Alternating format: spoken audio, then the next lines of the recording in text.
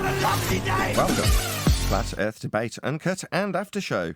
I'm your host Nathan Oakley, and if you are new to this channel, or you've not done so already, then be sure to subscribe, hit the bell notification icon and join button if you'd like to become a Nathan Oakley 1980 channel member and keep up to date with the Flat Earth Debate. If you would like to support the channel, there is a super chat that runs alongside each of these shows while they premiere, and there's also a PayPal, Patreon, crypto and thanks button in the info box below the video. Speaking of patrons, I'm going to do a quick shout out to all of you who do support me on Patreon. So a massive shout out of thanks and appreciation to Giuseppe Montesano, Twine to Twiggle, Mitch Kennedy, Original D-Rose, Rod, The Name's Burley, Todd Wazzle, Jason Hornsby, Christoph Fournier, Flamboyant Telescope, JMels24, Unimento, M Iron26, Endless, Flat Earth Sage, Golden McKinnon, Retro Bill, More Books, Cannabear, Bogey, Michael Kahn, John Kays, Patrick Gunnels, Banter, Mel B Styles, Hairy Blade, Mobile Mac 777, Rob W, Reese Pound, Del West Watson, Maria Nealons, Unbelievable Productions, Blue Ridge Ranger, The Real Gabster, Abraham Mohammed, Skeptic 936, Life is Short, Texas Mike, David Wayne Foster, and Dank. So another massive thank you to all of you for supporting me on Patreon. Now I will hand over to whoever is in Discord and Google so you can enjoy their dulcet tones while I set up for today's live show.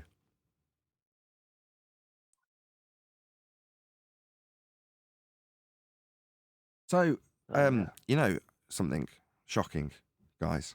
I heard a story, a little story, or a little birdie told me a story, that Jorge had an interaction with Don Pettit. I mean, news to me. Good segue there, Jorge.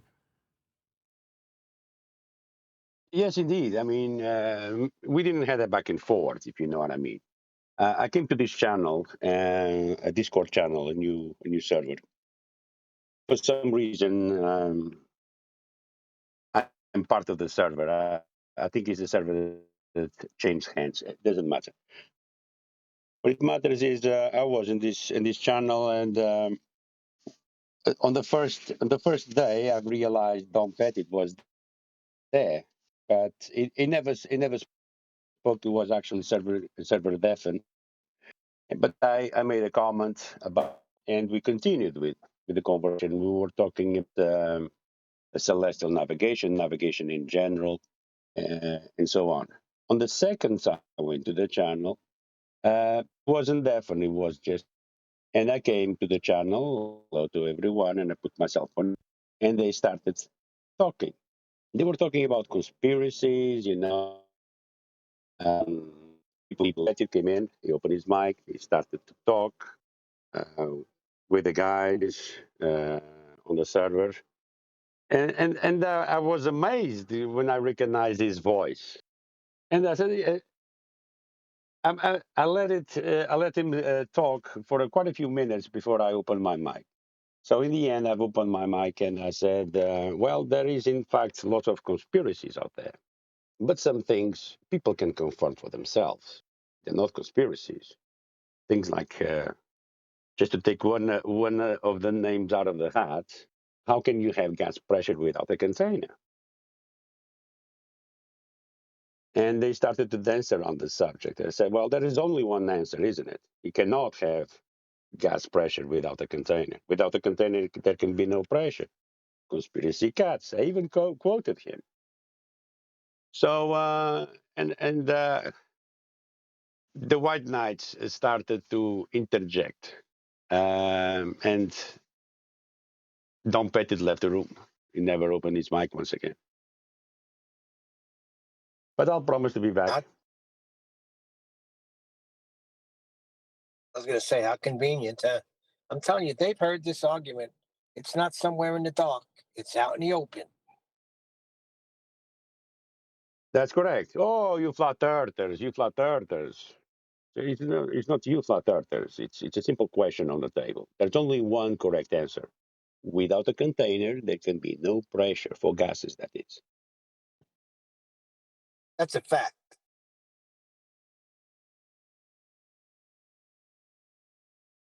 And I've rounded out by saying that, that's correct. The guys were asking me, so what is this dome? I said, what dome? What are you talking about? "Oh, you just said it. You need a container for gas pressure." And I said, yes. When I look at the sky, I don't see any dome. Do you? No. So there you go. The dome is required if the sky was a sky vacuum, because the sky needed to be contained from our gas pressure. So when I look up, I see no dome. That means to me that the vacuum of space doesn't exist. Otherwise, the dome needed to be there. So any claims from this sky vacuum is false.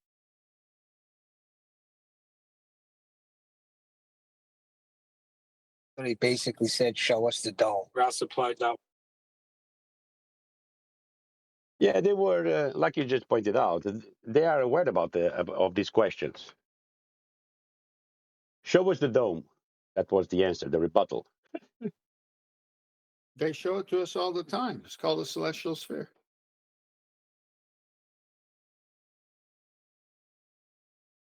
They're the ones saying it's an imaginary dome.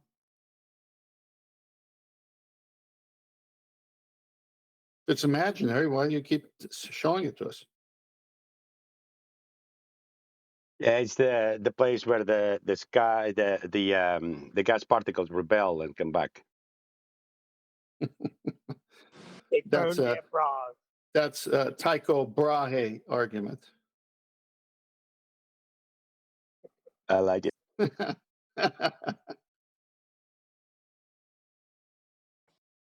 Can I just get a mic check right now? Do I sound any better than before? Yes, you do a bit. Thank you. I took my cable out. I think that's the problem. There's still a little rattle on it. I think it's the connector. Gotcha. I'll stay muted. Thank you. That's very interesting, Georgie boy. Very interesting. Good job, Jorge. I wish it could be more often.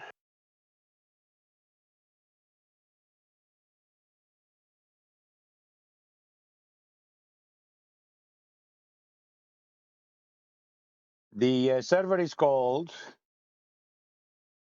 Discord Pirate Radio.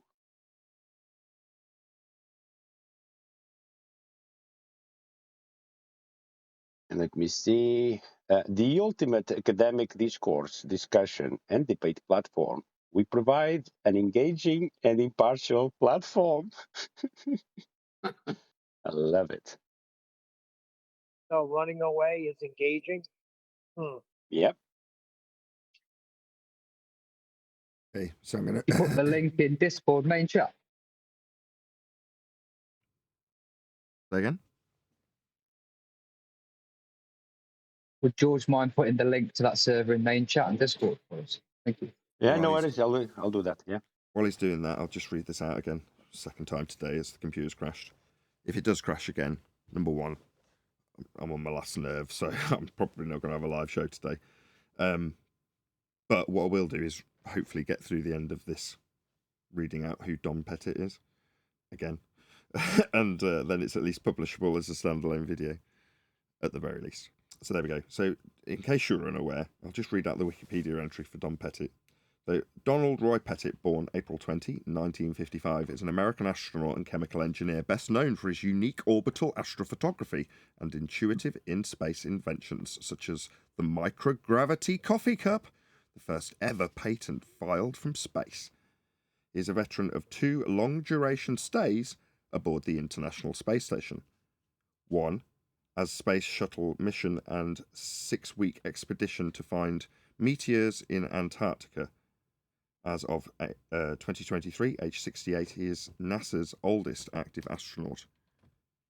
Now, again, second time we've had this conversation, but if you know Don Pettit is and you've ever heard him talk, he's got a really distinctive voice.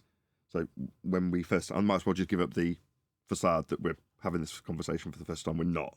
The computer, as I say, crashed, and now we're doing it again. But as we discussed before, you'd know instantly if you heard his voice, especially if he got a name underneath it.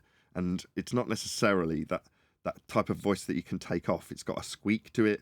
It's got a hiss to it. It's also got an adenoidal twang to it. It's got all sorts going on that it's just so distinctive, right? Absolutely. And he was so serene in the way he was talking and the vocabulary he was using. It was him, definitely. Yeah, sure. Well, I didn't actually ask you this time if and why you knew it was him, but yes, because that's not the conversation we had last time. This is very disjointed. Nevertheless, it makes sense, hopefully, in context, in this one chunk, that Don Pettit is a guy who's claiming to go to a sky vacuum. And the moment Jorge asks him, well, how do you have gas pressure without a container? Him buggering off is symbolic of the situation when it comes to the position that you're in if you're claiming to be in a sky vacuum. It makes you a liar. Now, if that was true, you'd think he'd stick around and defend his position. But without having to be told, this subject matter will take you into a position that makes you a liar about everything you've done. If you claim to have been in orbit, you're not. You know, we know he's lying. We know space is fake. We know orbits as a heliocentric presupposition developed by the church.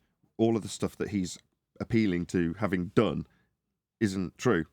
He knows it. It's probably why he's here. Maybe I won't appeal to his motive.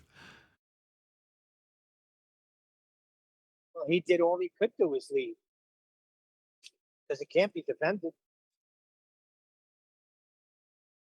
He's one of those astronauts you like to watch talk, because it just says the dumbest things.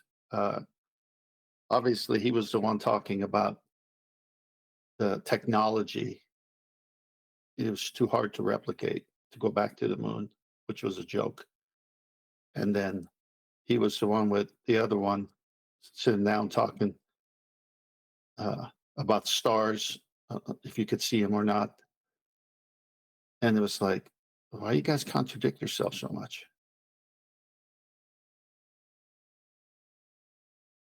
Well, if you have a leak, we have a leak. When confronted with what's his name, what's his name? Conspiracy taboo, I think. Yeah, if we have a leak, we have a leak. I'm sure we have figured it out. Yeah, that one too.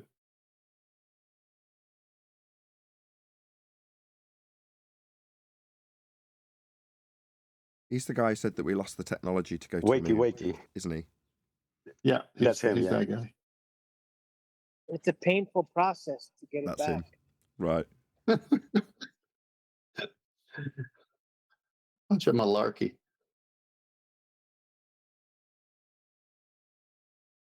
Good morning. Good morning. Good morning.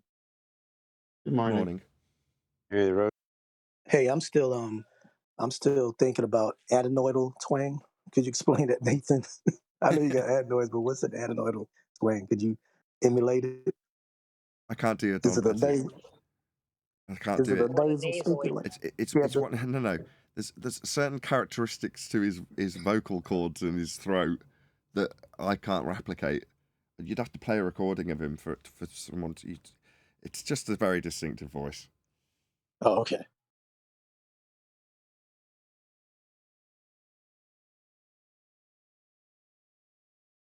I would go to the moon in a nanosecond.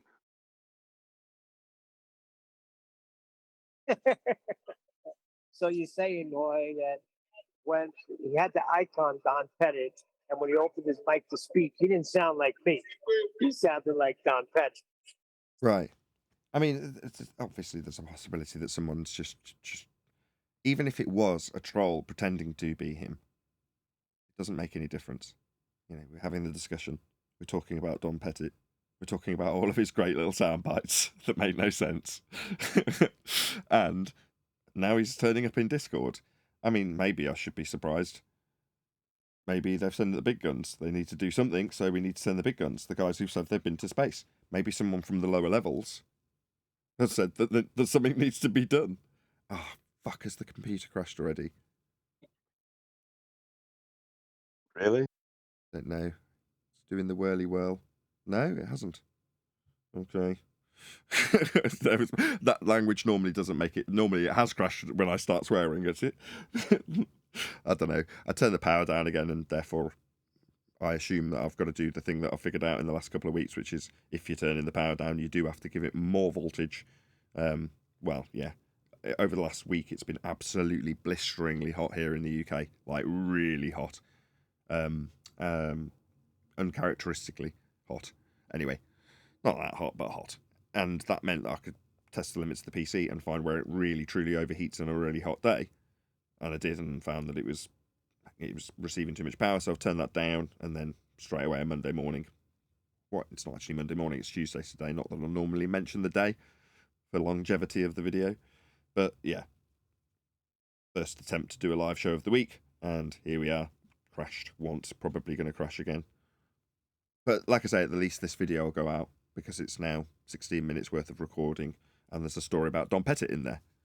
Great. If we can keep the discussion going and it does crash, at least this will be a worthy video.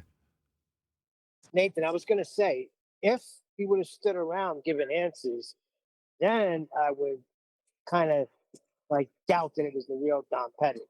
But the fact that he bugged it off real quick, it was definitely him.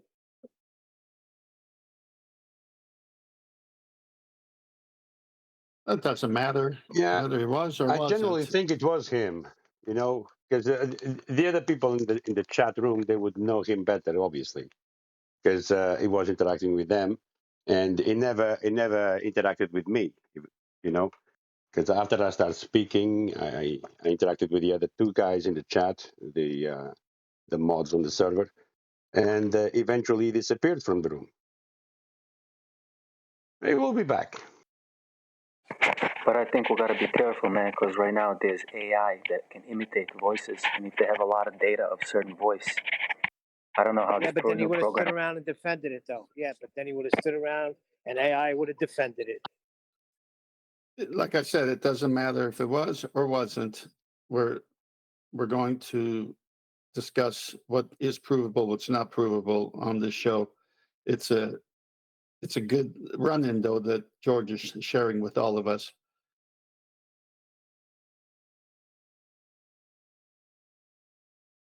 Hey, 10th man, is celestial navigation, is that provable? I would say, indeed, and What do for you mean? centuries. Provable? When you say something's provable, when it's being practically applied, current tense, present tense, that's a nonsensical statement. Let me clarify. Provable on a sphere. What? The process itself precludes it being done on a sphere. So when you say provable on a sphere, no, the process is done flat. Has to be for angles. When you say, well, does it work with a sphere? You kind of just ball up your face, scrunch your face and go, what do you mean? No, it just practically is applied to a flat Earth. I know what he But means. we live on a sphere, Nathan. It's told to us. We were taught it in school. So if celestial navigation is being accomplished, it's being accomplished on a sphere. So No, is it possible? This is why it's our winning argument. No, as stated, celestial navigation is being practically applied to a flat plane. It has to be to get elevation angles. That's why all the maps and charts are flat. So literally, figuratively, and practically, Earth is being measured and navigated flat. So to say, but we live on a sphere, no, because of the statements just made. We are practically applying these angles to a flat Earth measurement. So no, Neil, just no. Exactly. Insistence on it won't be a winning argument. I was going to take, for instance, as many globe. 10th first, then zeros, is it? Go ahead, 10th. Yes. Yeah. Nathan said it, and I love it. Surplus to requirement. So all they do is draw an image of a dingleberry, a circle, even the sphere, if it's shown in 3D, with a cutout. And the cutout shows where all the latitude lines and longitude lines emanate from. And that's from the equatorial plane, a disk. That's flat. Nothing has ever been achieved from a curved surface. So what they do is they take that equatorial plane and they make a tangent plane and put it on top of the sphere. And then they have another plane at eye level called the sensible horizon. So they got three planes. So it's never needing a sphere to work. It needs a plane to work, and they even admit it. Go ahead, Devos. Now I'm just going to simplify it. If that was the case regarding the flat maps and the flat tables that they have to put the flat maps on, if that was the case, as easy accessible it is to get a glow ball, they would be putting protractors and everything on top of these glow balls to try to establish elevation angles and try to get flat baselines on these globes. They wouldn't have to go to a flat surface diagram of the Earth's, surface if it wasn't a fact that they need a flat surface to be able to navigate. They would Well, they would use the tools.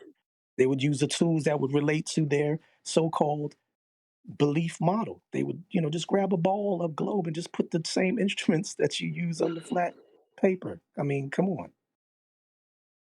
Now the guy that was telling me this, saying the only reason it's done and it's the tenth put all that information out is they're showing you how they're getting the measurements from the center of the earth. It's just showing you how it's done because it can't be done on the surface. This is where we're at now. Hold on, So they're hold on, hold admitting on. it. Nathan, do I still have time to, or are you gonna start the show? you got 8 minutes. Oh, I see. Well, the problem is beyond that, yeah, because square one, yeah, is the Cartesian system. That's the first step. The Cartesian system that is implemented with lines of longitude and latitude that is imposed over a flat stationary plane. That's a Cartesian system. Even before you grab your sextant and do your elevation angle, yeah, you're going to look at your map. You're going to refer always at lines of longitude and latitude. You're referring to the Cartesian system, the GP positions on the ground. So even before your angle reading,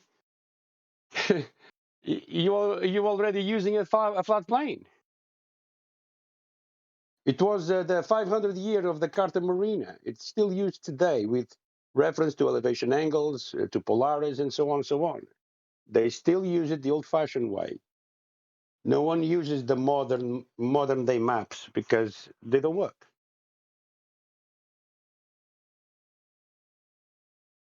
And just to bring back the pirate radio on my first day going there, just before the day before my interaction with Don Pettit, we were talking exactly about this. Yeah, the navigation, in this case, celestial navigation, elevation angles to Polaris, and I brought up a good point, which is that you can still see Polaris beyond the equator. That means that your circle of equal altitudes at that point will be greater than the size of the Earth itself, the supposed size of the globe. And I was muted and told off because I couldn't prove that, and blah, blah, blah, blah, blah. And at the same time, the moderator reads from his research. He's telling me off and telling me, according to this, you can see Polaris 1 degree south of the equator. Say it again. 1 degree south of the equator, you can see Polaris. So beyond the equator, then. So yeah, that was my first point with them. So they were debunking themselves. Once you do the research, you'll find it. Back to what I said. Let them demonstrate a protractor being done on one of their globes from Target or Walmart. Let them do that and show how it works adequately. Until then, Well, they'll go to the it's center. Like I said, they'll go to the nonsense. center of it. They'll cut it in half, and they'll get their measurements from there. We're not talking about from hell, Neil. We're talking about from the surface. The same way the bicyclist did. He was on the surface. He didn't dig a hole. He didn't go down to the earth. He did it on the surface. Obviously, because it's referring to the surface of a plane. Anything, it doesn't matter which instrument you're using, yeah, to try to find your position on the plane. Your position on the plane, it's a geographical position. It corresponds with lines of longitude and latitude. Simple. Yeah, they're screwed. They are screwed. It's not that they are screwed. They've been lying. They've been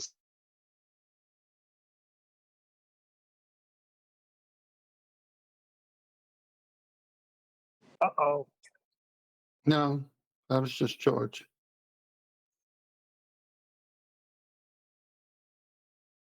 We're still on? Yeah, everything's can't still handle fine. the It's stress anymore. literally just Jorge. Yeah. I thought it was just Jorge. Nathan, I can't handle it. I can't be in a show where I'm always on the verge of it crashing. Let's get it together, please. Yes, it must be very, very stressful for you, Neil. You had your day off yesterday as a union rep, and make sure that happens. Can you just make sure we get a show today? Look, there's a reasonable chance that there's going to be a show today. Only Yes. because I know what I've changed since the heat wave. I've lowered the power limits for the CPU. So during I've started, I'm sure I've said this all before, I've been starting earlier and earlier and earlier, so I can literally start broadcasting probably over an hour before the show actually goes live. Well, the reason I'm doing that is so that if it crashes at the 20-minute mark, it's doing it when no one's watching. So I can then restart the computer, knowing that I've turned the power limits down, and just up the voltage by a teeny tiny amount, which is all I've done. Now, everything's working. Now, if it is the case that that teeny tiny amount of increase in voltage isn't quite enough, then it'll crash. However, I'll be like, okay, I've got half an hour of a recording. That's enough to put out to an audience, which I would do. And then tomorrow's another day. But, I've had a lot of shit break in the last week or so, maybe longer. And, so if there is any stress from the computer, it's just going to have to go on the back burner. I've got too much of the stuff on my plate. So, as unfortunate as that is, and bearing in mind I depend on it for my living, I've still got videos that I can publish in the meantime while I address the problem. Obviously, I've got to keep you guys sweet. Otherwise, when I return with it working, there'll be no one here on the panel to help me make the show. So, I do want to keep you happy, Neil. But by the same token, yes, it's stressful. It's a lot more stressful for me, though. Just bear that in mind. I'm getting there. I'm getting a grip on it now. I'm getting there after 8 months with a completely new system.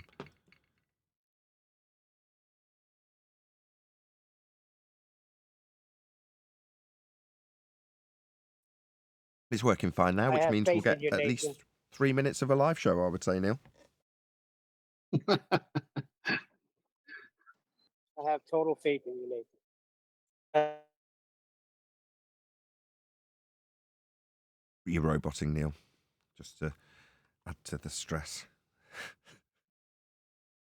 No, that was me. That was somebody else. I said I have total faith.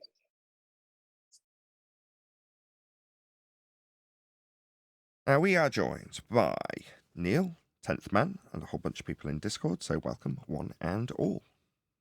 Good morning, good morning. Hey, good afternoon. Good afternoon, good afternoon. Now, we have had horrendous computer issues already, so if this live stream is cut short, you may only be privy to it while it's live, as I'll presumably delete it immediately if we only get 3 minutes out of the stream, as we have done in other live streams like this with the computer on the edge of failure. Nevertheless, we're going to do a bit of housekeeping, so sit back and enjoy if you're amongst the 26, 28, 29. It's going up quickly, people who've just joined us right at the beginning. So enjoy the live stream. I'm not going to suggest you share the show just yet. Anyway, the evidence of a physical geometric sphere edge. That's a horizon, formerly known as Earth curvature. No evidence. Oh, can you hear me? Yes, Well, we there's hear evidence you, right Owen. there. Hooray! Okay, I wasn't sure. I'm not seeing myself move. Ah, now I'm seeing it. Okay, right. Yeah, there's evidence of Baldwin, but not of Earth curve. That's for sure. Okay, your psychiatric issues aside, any evidence of Earth curve, physical geometric sphere edge horizons? Like I was saying, this is why we can debunk the globe claim, because there isn't. They're held to their equations that they brag about, but their equations never vet out in reality. The horizon is physical geometric Earth curve for them, and it's supposed to be at a certain place based on observer height, and it never is, i.e. the black swan and the other black swans that prove that. Any evidence of the distance to the sun? You're going to need Earth curve with an R value to even do the math as they claim to get the so-called 93 million mile distance based on a radius of an Earth curve and Venus being approximately the same size as Earth. So, no, Well, they basically don't even measure it. They just let the value roll out of the model. And that's how they get it. they've never measured it. It's a calculation by What is the pre-assumption. sun? Exactly. So there's no actual measure procedure involved in attaining that information. Correct.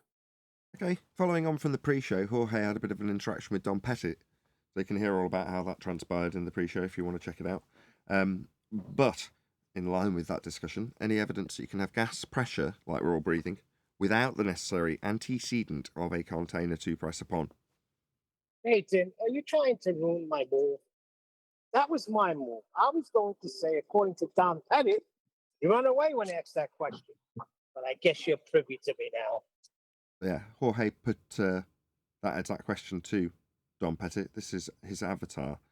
So there was some question of whether or not it was actually him, although he's got a very distinctive voice and this was his avatar. It doesn't mean it was him, but it makes no difference to the discussion points that we're having as a result of this alleged interaction by Jorge with Don Pettit. So there we go. Is there any evidence that you can have gas pressure without a container? Well, there's only Whether one it answer was- to that question, and Conspiracy Cats knows very well that without the container, there can be no pressure. A container is required for gas pressure. It's an antecedent consequent relationship. Without the container, there can be no pressure. Right on, Conspiracy Cats. Without the balloon, there can be no pressure. You need a container to have gas pressure, and if we're breathing it, there must be containment. Oh, what about I'm outside so it- right now? with I'm that breathing statement- fine. With that statement, So- it's fair to conclude that the sky vacuum doesn't exist then.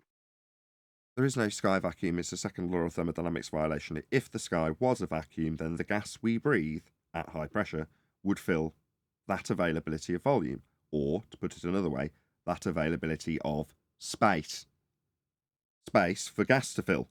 Well, gas would fill it. That's what it does. It expands in all directions at a high velocity to fill whatever availability of volume it has available to it. So if the space that they claim is above our heads was a space available to the gas pressure we're breathing, then it would dissipate into it in line with entropic law. We'd all be dead. There'd be no gas. It would have never developed gas pressure in the first instance. The gas would have come out of the ground as it does, gone up, defying gravity, and then never returned. It would have never bounced off anything, because there'd be no containment in their alleged sky vacuum claim. And with orbital motion and things falling around spheres, there is no sky vacuum. Outer space is fake. The gas we breathe would fill the space. All I see is clouds. All I see is clouds. I see no containment. Yeah, but not seeing a containment isn't changing the antecedent consequent relationship. I didn't say what the containment is. I have no idea what the sky is. I don't know what our containment is. However, I know there must be containment. Now, I don't even like necessarily to phrase it container, because containment is sufficient, because it falls in line with the antecedent consequent relationship that is gas pressure and containment. Now, to phrase it differently, without the container, you can have no pressure to begin with. Ergo, Earth without containment would have achieved zero pressure ever. It would never have achieved gas pressure. All of the gas would just vacate immediately into the volume available, never to return. So we must have containment. I'm not going to label it a dome. I'm not going to label it a firmament. I'm not going to label it a roof. I'm not going to call it a shed or anything else. I don't know what it is. Just that we must have it. But That's it must be a containment. container. There must be a But it containment. must Hold be on a a second. container. Hold on. Yes, You need to tell John. me that somewhere at the ends of the earth that there's something coming down and sealing it off and something above sealing it off. You can't just say we need containment and not provide evidence of this containment, visual evidence. No, Come on I now. can give evidence of the antecedent consequent relationship that is containment versus gas pressure, and it's been well known by most people who are reasonably well educated that nature abhors a vacuum. Nature does a Bohr Mm. vacuum, and gas pressure proves containment. Now, if you're going to take the word of an astronaut or natural law, what would you pick, Nathan? Right.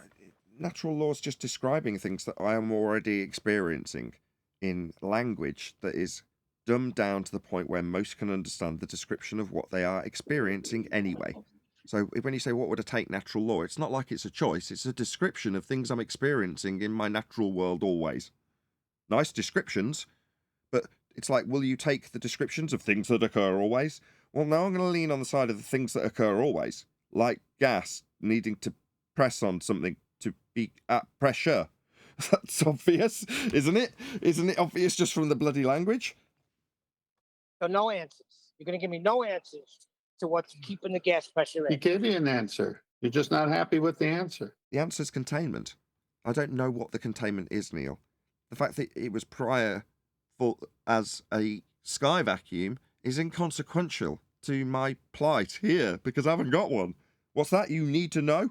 Oh, that's a shame. What See, do you this want, is what the do you want from me? reversal of the argument that I don't do with people. I say, look, the claim is that there's a 10 to the minus 17 torr vacuum next to gas pressure. That's what I'm going to debunk as impossible. Right. Okay, Now, that's it. It's over. Further to that, if you want to find out what the containment is, then that's wonderful. Come and present it. But be warned that your evidence better be good, because there's a good chance that we'll be critical of it. Yeah, just saying.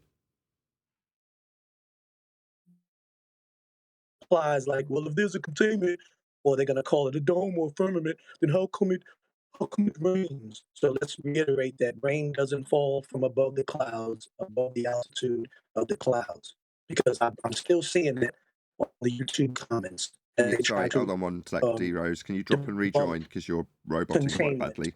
Can you just drop and rejoin so that we can get a clear signal? I can make out 50% of what you're saying. I don't want to insult you and just say yes next Tuesday and then ignore probably a very good point. Better?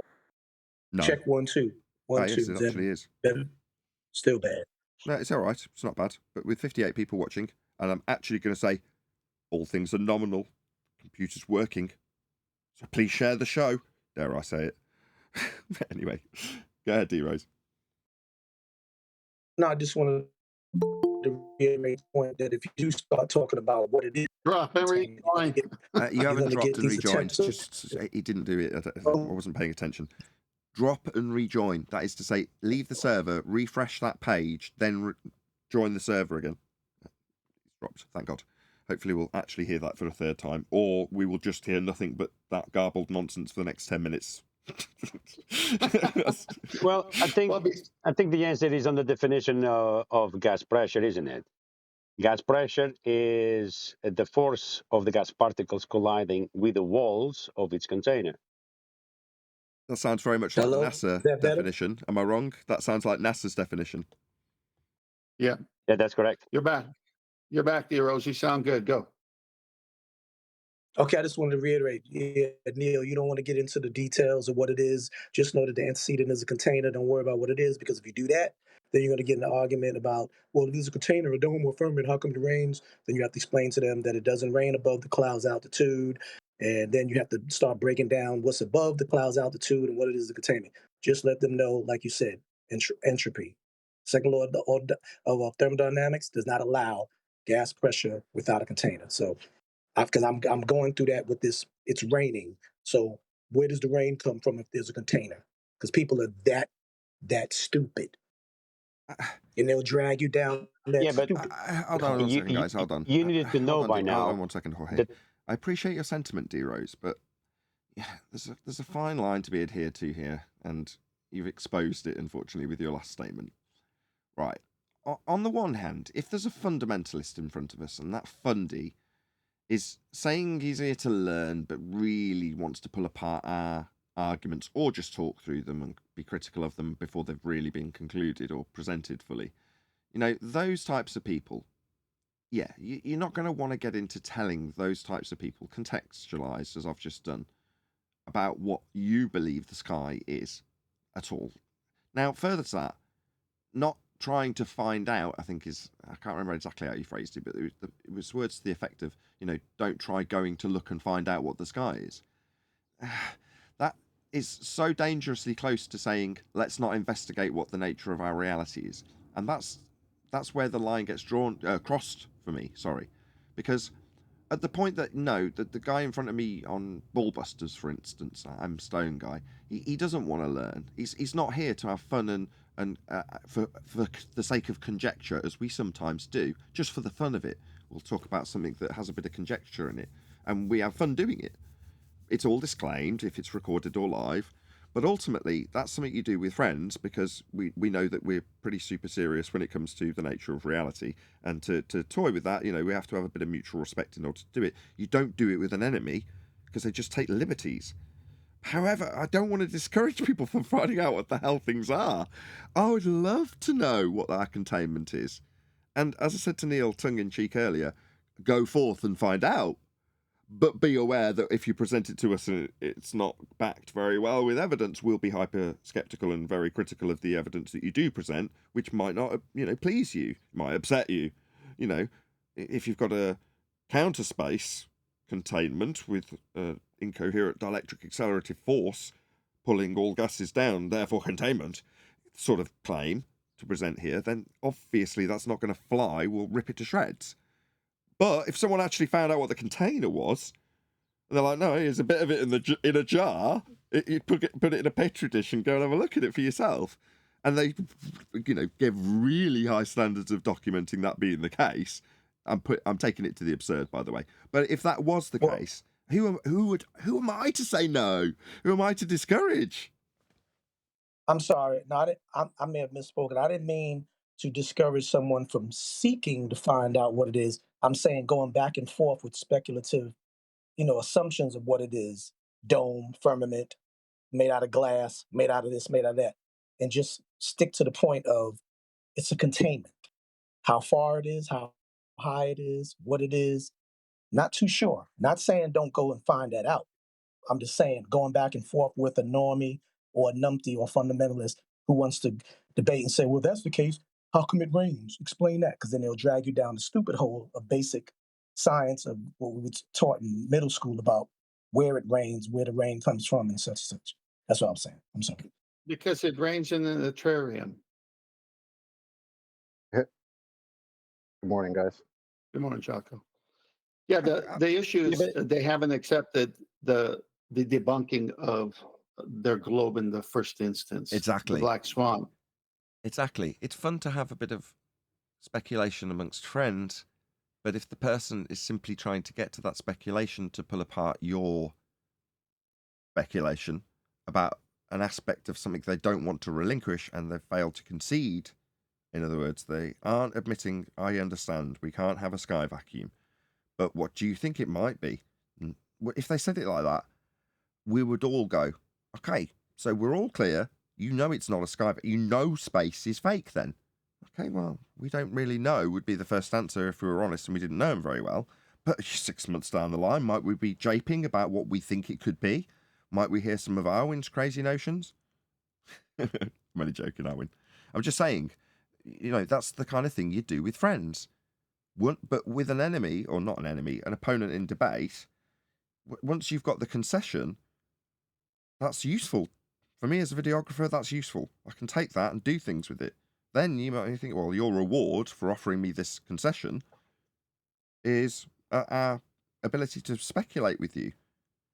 Now, some people have got close, like Matthew Learns. He'll offer every concession that you need. Yeah, it's got to be flat. Yeah, it's got to be measured flat. Yeah, it won't work on a globe. Okay. So therefore it's not a globe. No, that's a step too far. Okay, well, so then you're still trapped in cognitive dissonance. So, you can't, again, same principle. If you wouldn't want to offer up your conjecture about how we might go about finding out, let's just say, what the sky is or the containment is. Yeah? Well, to think about it with somebody that just wants to take advantage of that is just not a sensible thing to do. But most of the time, we're not confronted with Matthew Learns here. We're amongst friends and an audience. Now we've been in Can I this. say? Can I say it now? Yes. Yeah, sorry. go ahead. Go ahead, Jorge. It's more a joke, isn't it? Because the second law of thermodynamics doesn't apply to the Earth model. No one is laughing. No one's That was laughing. a That's a quote from the quote. Rumpus. Yeah, that's a paraphrased quote. Right. Right. So the second law, quote, the second law of thermodynamics does not apply to the Earth. End quote. That is a quote from the Rumpus.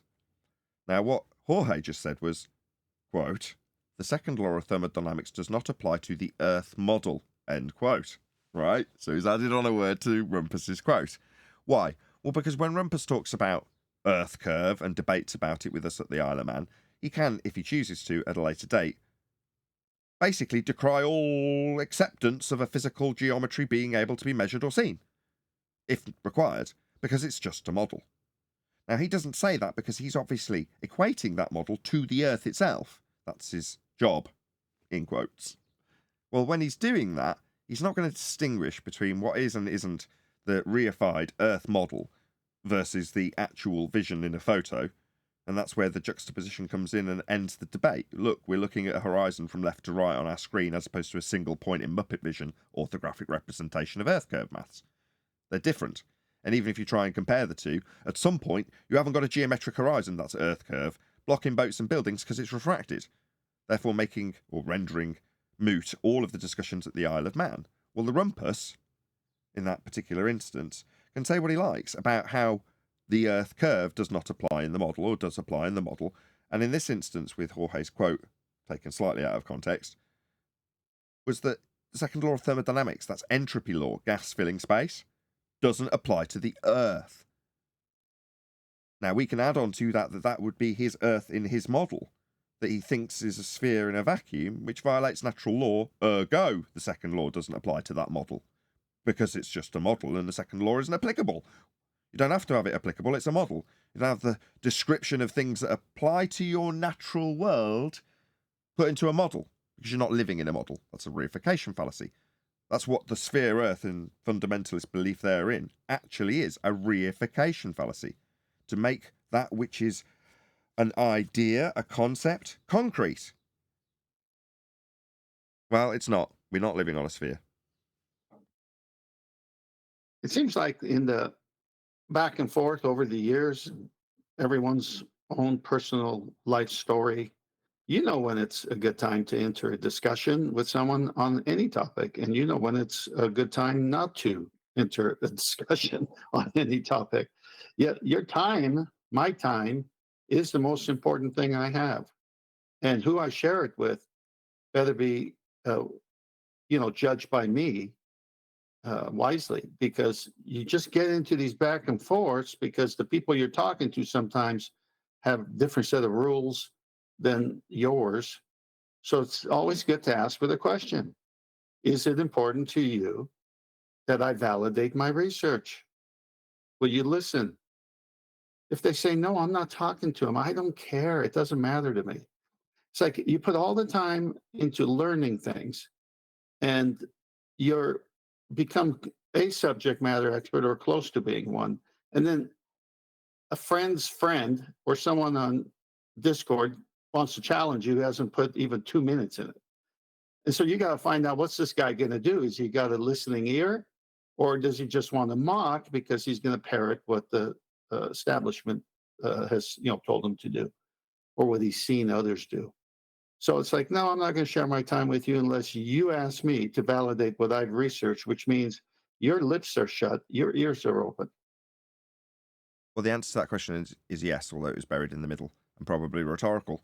But the sentiment of the blind spot in the video I put out over the weekend was echoed by several commenters, not just one, as I often jokingly say when I say several. There were actually several people who said, no, this is also the reason I like the show. I'm paraphrasing all of them together when I say all this. But yeah, the sentiment was, no, I like the no-nonsense, hard facts approach to the show. The speculation is left at the door when you get live. Well, no one's saying this, I'm adding this. But that is my focus when live. In other words, there's pretty much a free-for-all in the pre-show. It's a warm-up to get people in the mood to talk generally and then I can keep the focus of the show as it is live, so that we're not speculating about ice walls or speculating about domes. Now, that's I believe, the first time I've used that word in this context so far, with the overriding subject matter being Don Pettit's alleged joining in on Discord server chit-chat and then departing when asked about gas pressure without a container. Now, that is the overriding argument here. You can't have gas pressure without a container. What is the sky then? Don't know, don't care.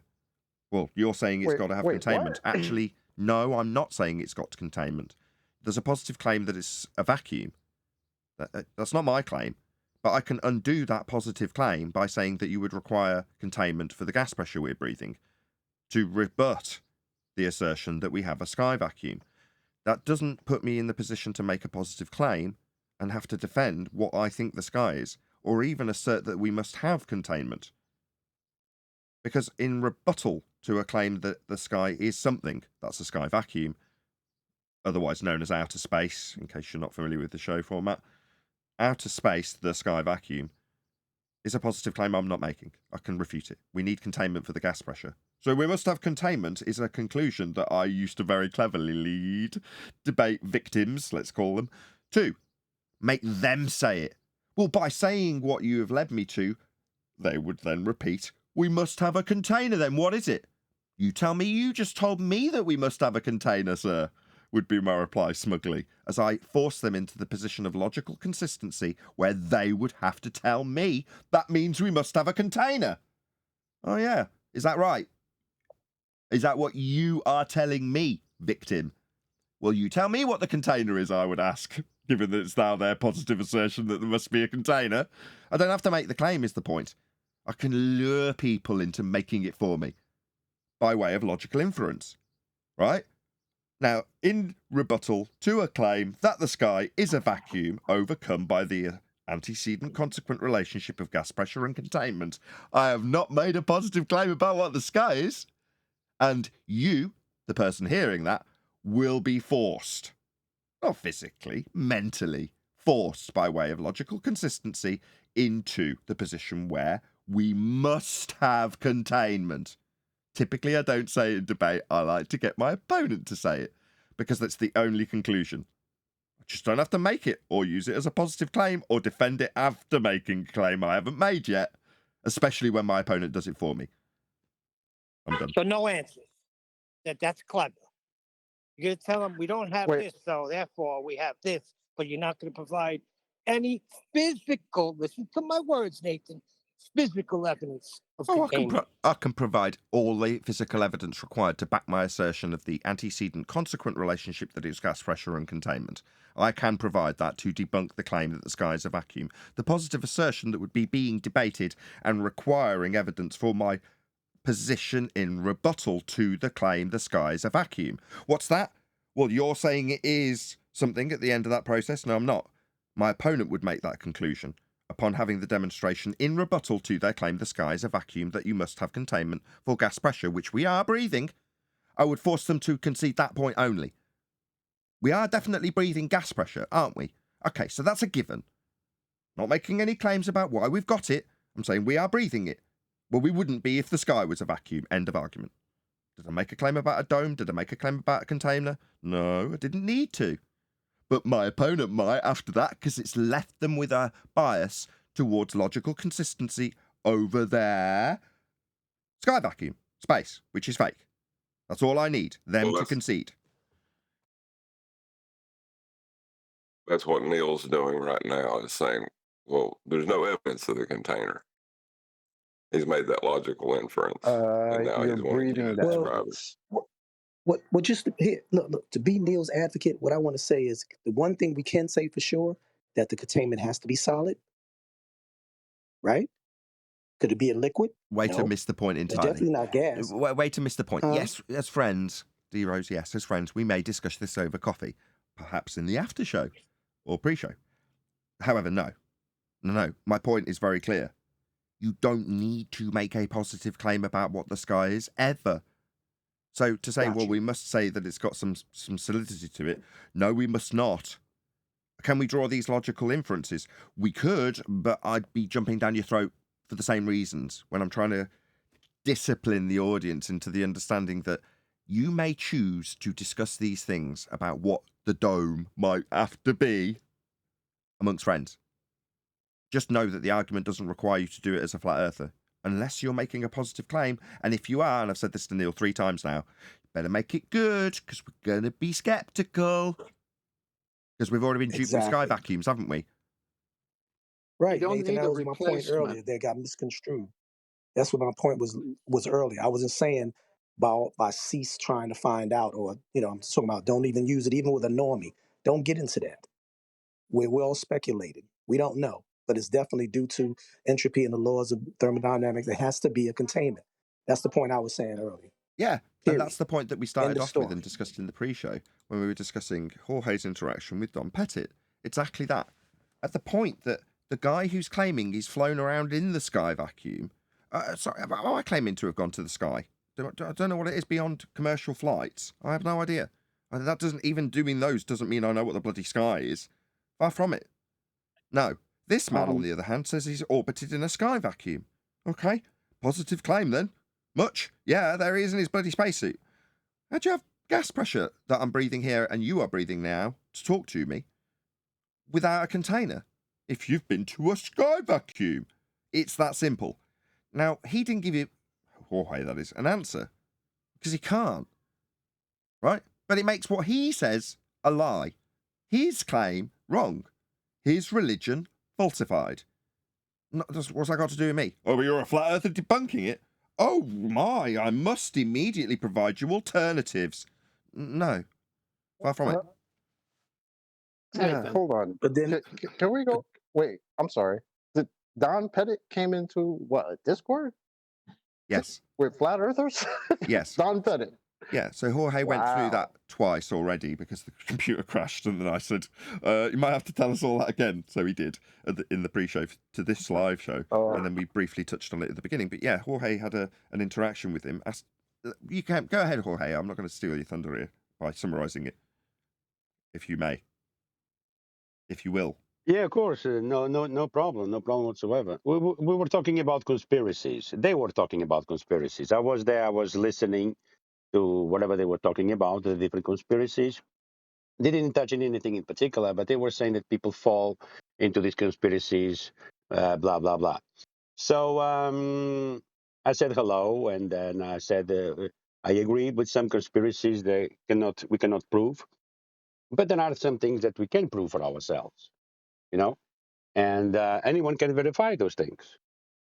And I mentioned just to take one out of the so many questions that we have.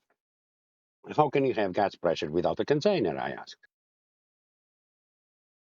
So there was a silence for a second, and I did a mic check, and they said, "Yeah, coming through." So I asked again, "How can you have gas pressure without a container?"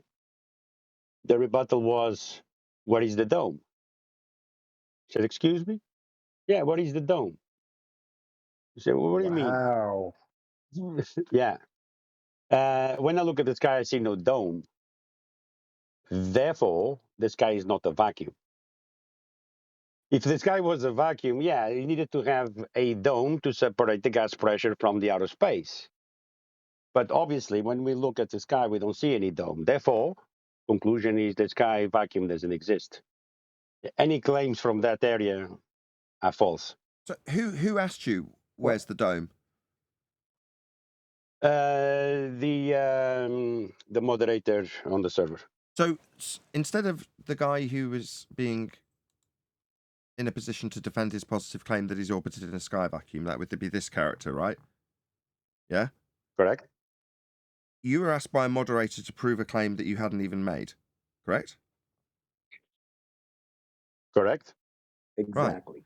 So this is what you've got, like I've just detailed. Perfect. You didn't give us that before. That's what I was fishing for in the first 2 times we discussed it.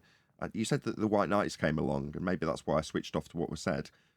But what you're saying is a server moderator took up a position as a White Knight by asking you to defend a claim that you hadn't made. What you did was ask a person who claimed to be in a sky vacuum, where's your evidence that we can have this sky vacuum that you said you've been in? By asking him about a natural law that we experience here. Response, where's your dome? Sorry, what dome? Did I make a claim about a dome? Am I saying I've been to the dome?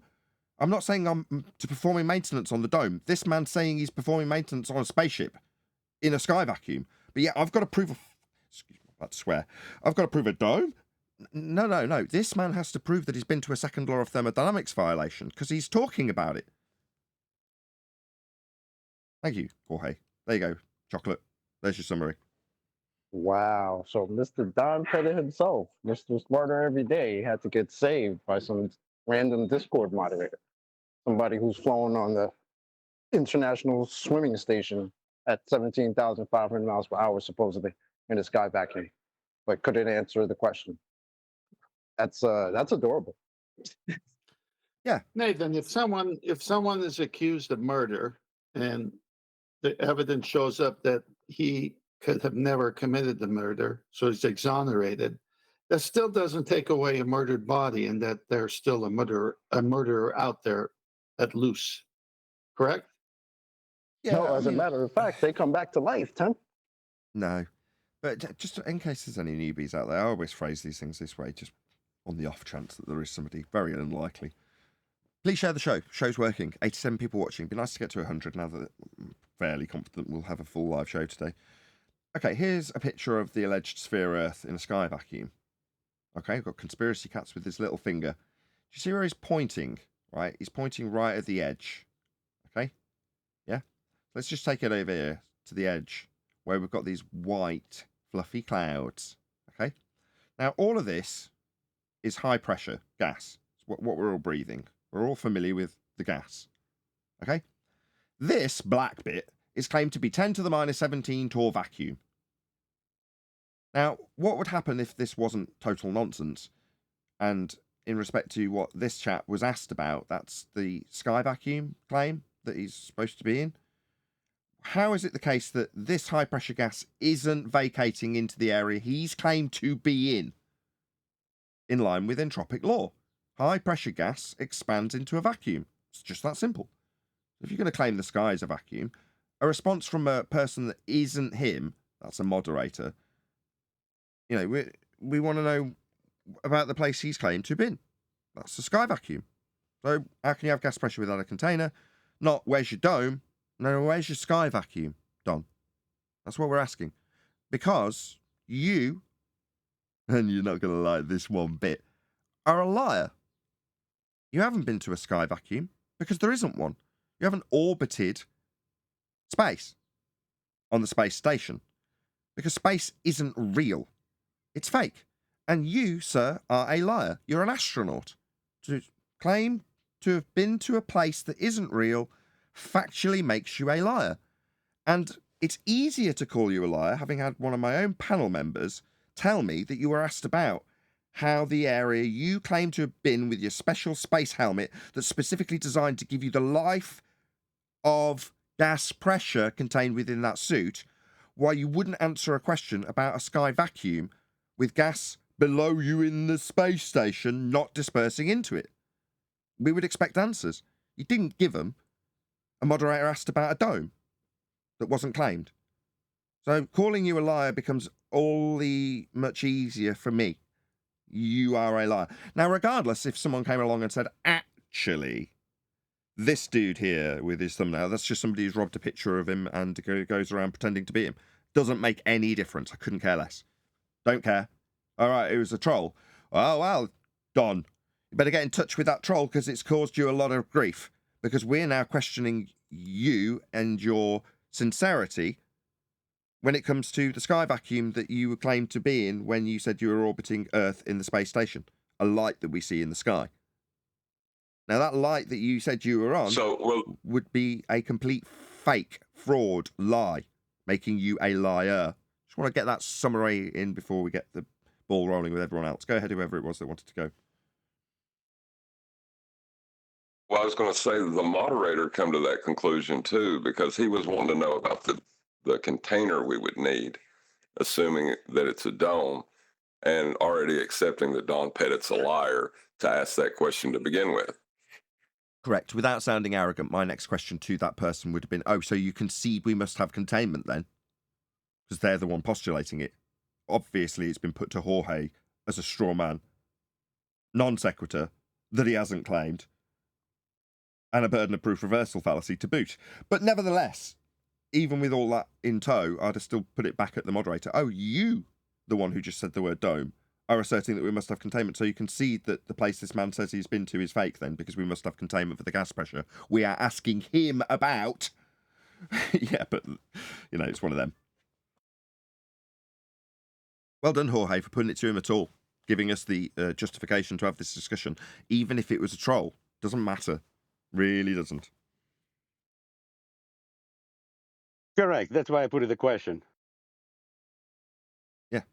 And the answer to Jorge's question in regards to how can you have gas pressure without a container, you can't. The gas would fill the space.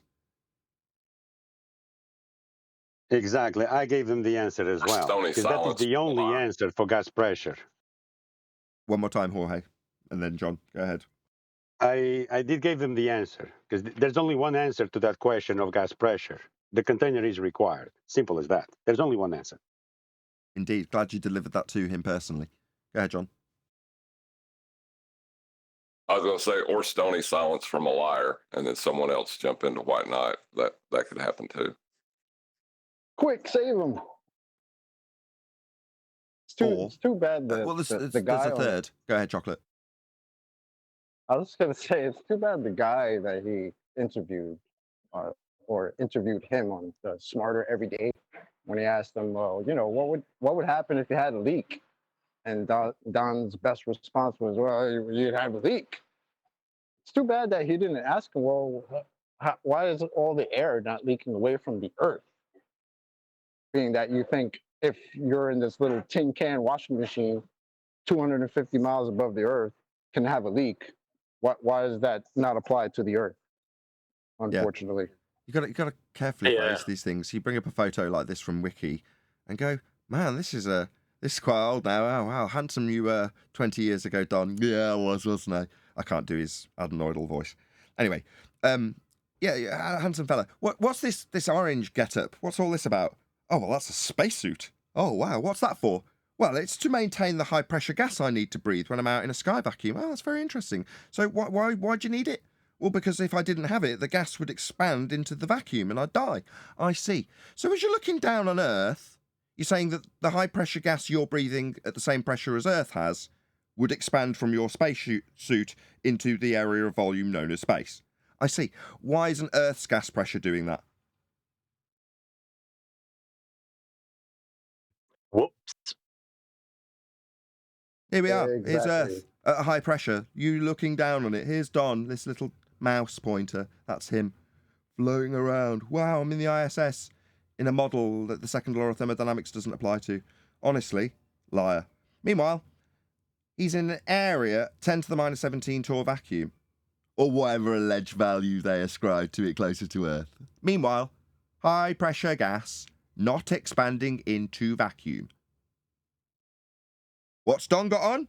Well, he's got a pressure suit to stop him dying because the gas in his suit would expand into the vacuum, but Earth's pressure isn't. It's absurd. It debunks space. It makes him a liar. It is that simple. You get to gravity yet? What about it? A non-force force that you can think of as a force that develops an emergent force that's in a pseudo-Riemannian force space-time dimension, having formerly been a mass-attracting mass out of date by 108-year rhetoric, with torsion bars pulling balls in sheds to show us that mass attracts mass when we have gas expansion into areas of volume by way of natural law, debunking the assertion that mass attracts mass and we don't have a pseudo-Riemannian force space-time dimension to exist in and have geodesics spent within to cause a non-force of gravity. So But there's what a about downward vector. There's a downward vector. I just knocked 3 things off a work table. They all fell to the ground. it? We've just spent the last 25 minutes discussing how gas expands in all directions to fill the availability of volume, and the fact that it comes out of the ground and expands at a high velocity and would expand into space, never to have developed gas pressure for us to breathe ever if the sky, pointed at now in this picture, was a vacuum. So while you say we have a downward vector, what the hell are you babbling about, given that the gas we breathe would fill the space based on the fact that it comes out of the ground and goes up? Was one of those things you just knocked off your table gas? Neil? He pushed it through the gas Ah. when he interfered with it. All right. So in between breaks of working, I'm trying to interject something. I'm going back to Neil's argument. You got to understand that when we get into that discussion, whether with normies, whether with atheists, whether with globers that do what they did to, was it Adam, I believe, when he was in that thing with Thomas Pettit, whatever his name is, and they'll say, well, show us a container. The first thing they go to is to infer the scriptures. That's the only thing that's documented. Whether you want to consider what the Bible is, that's a documentation. Not only that, but other books of ancient scriptures will say the same thing about a firmament. And then when you start looking up the definition of it, like the way Righteous did it sometimes, to try to substantiate exactly what it is, whatever it is, we still didn't get to the conclusion. But that's the point, what Neil is saying. At the end of the day, we don't have to go into it, but when we're challenged, sometimes that's the first thing that the normie does, who's a pro-flat earther. They'll say, oh, what evidence do I have? The only evidence I have is the same type of evidence that anybody else has when they talk about celestial navigation or, terrestrial navigation. They go to the documents, what's documented. Unfortunately, the only documentation really, other than other books that are related to scriptures, that are subsidiary books of secular form, is the scripture. And it'll talk about the firmament. And the way it's expressed is the same way it's expressed about containment, which is kind of a solidified response to someone that says, well, can you explain to me the dome or the firmament? So just as Neil's advocate, I can understand why Neil is standing strong, on what he's saying. All right, back to work. Okay. You don't have to give a replacement once you debunk a false claim as a false claim. You don't have to give a replacement. I don't understand why we have to. They're throwing that on us because they just lost their sphere, their globe, their outer space, all this stuff. They just lost it right there. And so they have to change it up a bit. And then they say, well, show me the container. Well, the antecedent for gas pressure is containment. I don't have to show you anything. We're breathing gas pressure. I just debunked the space claim, the vacuum of space next to gas pressure. So what else can I debunk? Curvature of Earth, black swan. What else can I debunk? Navigating by the stars, flat plane. They're so lost at this point that they want someone to fill the void once you show, well, if it's not this, then show me what it is. All right, I'll show you what it is. I'll show you what it is by showing you what it isn't. Right. They need to show us. They need to show us the container because they're claiming this pressurized system adjacent to a vacuum, and that can't happen without the container. So, where is the container? Nice summary to take us on to exactly that, the housekeeping question that this discussion started. And we've just tipped over 100 people watching, so please share the show. We will have an extended live show because I'm going to see if I can stress the computer and make it fall over so I can spend the rest of my day testing it because that's fun. Anyway, please share the show as we have actually got one, which is great. But yes, precisely, One Deck. That brings us nicely back to the housekeeping question where we ask our opponents who have the positive claim, is there any evidence you can achieve the gas pressure that we are breathing without the necessary antecedent of a container for the gas to press upon? I don't see a container. Sorry, I don't see a container outside. I said it before. I showed you a picture of the sky, and I'm breathing. I don't see nothing. So what the hell are you talking about? I don't care. You're one of these moves. Sorry, I didn't make a claim to defend. I'm not saying I've fallen around a sphere in a sky vacuum, Neil. I'm out. You said.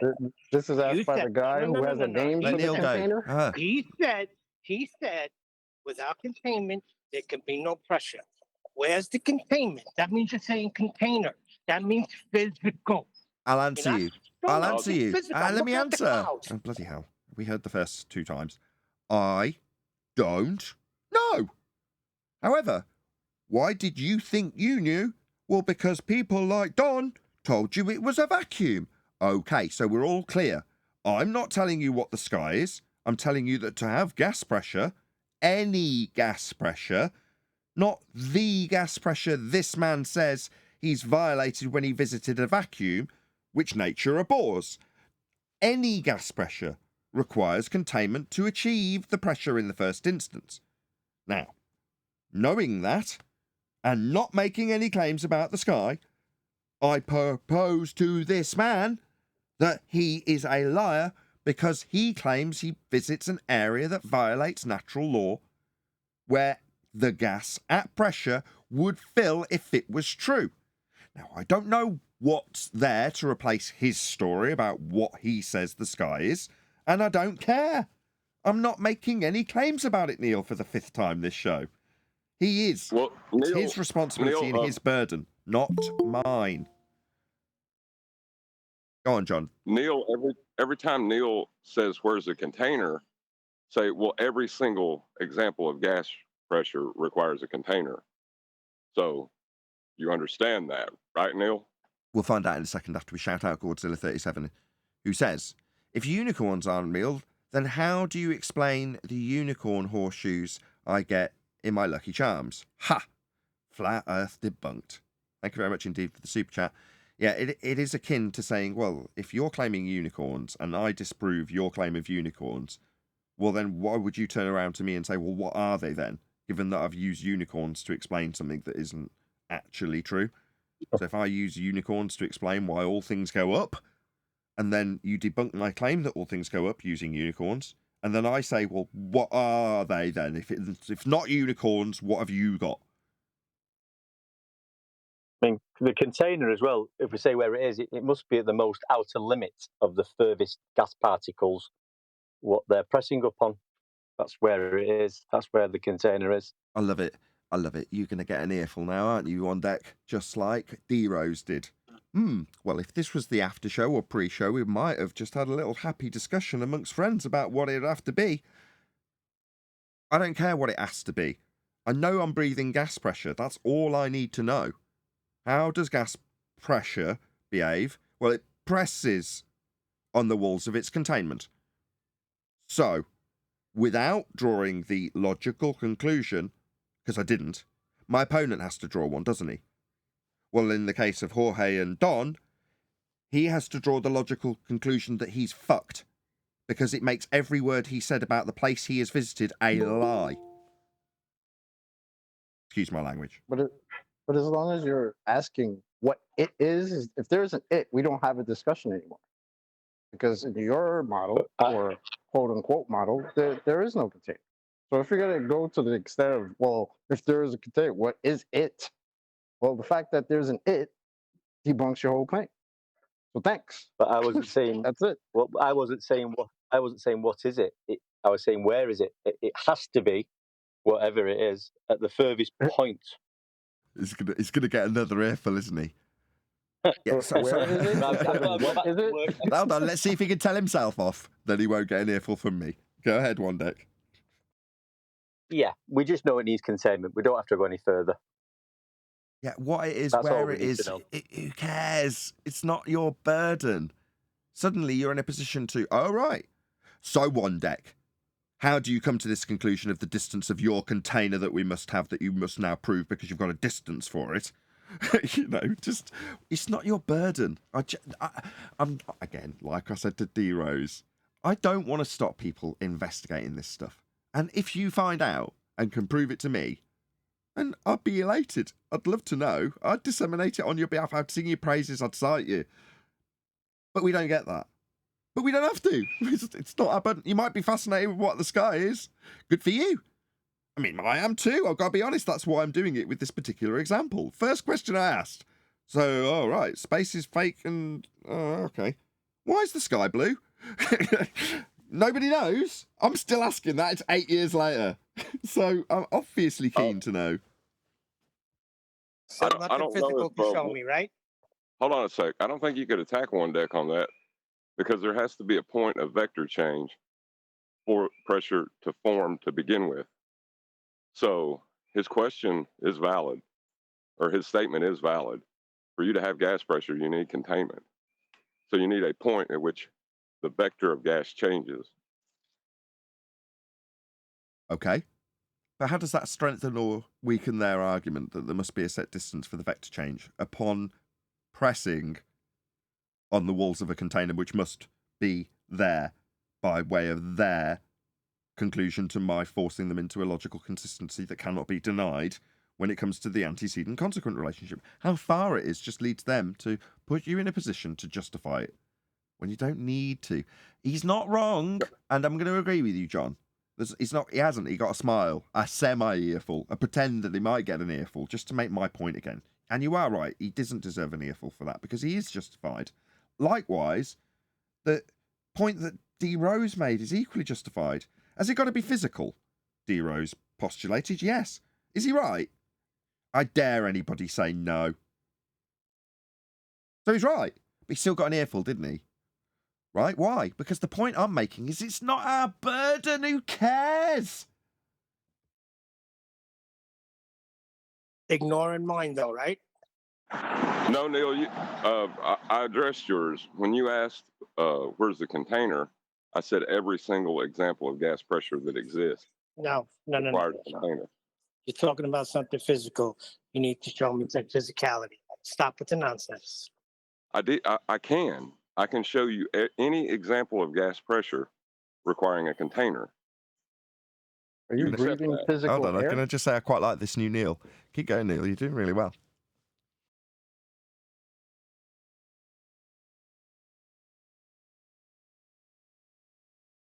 I spoke too soon. That's the end. He's run out of steam. Somebody put another 25 cents in him quick. Somebody's banging. I gotta go on mute. I was just saying that's the antecedent consequent relationship. When they ask for the container, you should just have to reply every single example of gas pressure that's ever existed required a container. Okay. At this point, I'm going to say, right, because we've had some computer issues today. No. Show me any walls. No. I could have done them at the beginning of the live show, but now I'm just going to stick a game on or something to stress the computer. It's Pettit. It's Don Pettit. Come on. Is it a short clip just to familiarize? The second one is very short, and the first one is very short. One is like 1 minute long. The other one's like 4 minutes. But you just have to play it. It's so funny. Okay, didn't have to take your whiny tone. Okay, Nathan. We'll play it. Can I answer where the container is? You can, because you've got 3 seconds before this ad ends. You could maybe say that it's where all the microstates are. Most people won't be familiar with the number of microstates available or otherwise when you're describing the second law of thermodynamics. So unless you've got 25 minutes to quantify what you've just said. Well, no, I'm just saying you could say that to someone in the opposition and they couldn't deny it. I can't even see Don Pettit in this clip. James Cameron on fundamental flaw of design of Titanic submarine. That's not me. Who sent That's this? not what I posted. Who's messing with the? Who's putting this in Master B? Right, someone's going to get told off. Astronaut Don Pettit. Okay.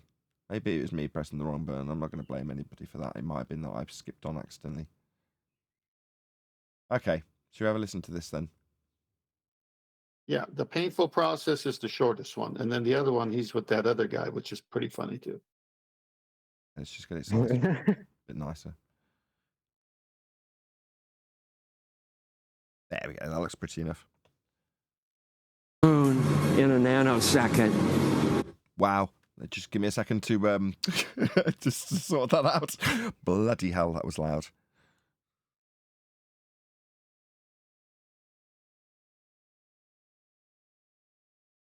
But we destroyed that technology, and it's a painful process to build it back again. In a nanosecond. The problem is we don't have the technology to do that anymore. We used to, but we destroyed that technology, and it's a painful process to build it back again. Okay, good enough. You can at least now know exactly who we're talking about, or have been talking about for this entire show. Oh, I've left it playing, haven't I? Like an idiot. Got another. Neil deGrasse Tyson. least he I'll go made it to on. the. He's on the thumbnail from the previous show, so there he is. If you came for him, that's how much you're getting. Now he's gone. Hang on. Okay. You played the shortest one, which is the one we all know. But play the next one where he's going back and forth with the other astronaut. And look how they play off each other. And then the guy who put this video did a cartoon. Have you that ever one? looked away from Earth Zodiacal. into the black void? Yeah. So yeah, all because the you can time. see, Yeah, because you can see the stars. Oh yeah, yeah. You know, and pretty much all the time you can see the stars. Yeah. It's which not is a black cool thing. void. I mean, it's black, but there's all kinds of little polka dots. There's all the stars there, and the cool thing is about it, you can see it during the day. Yeah, you can, and there's more than stars. You can see planets.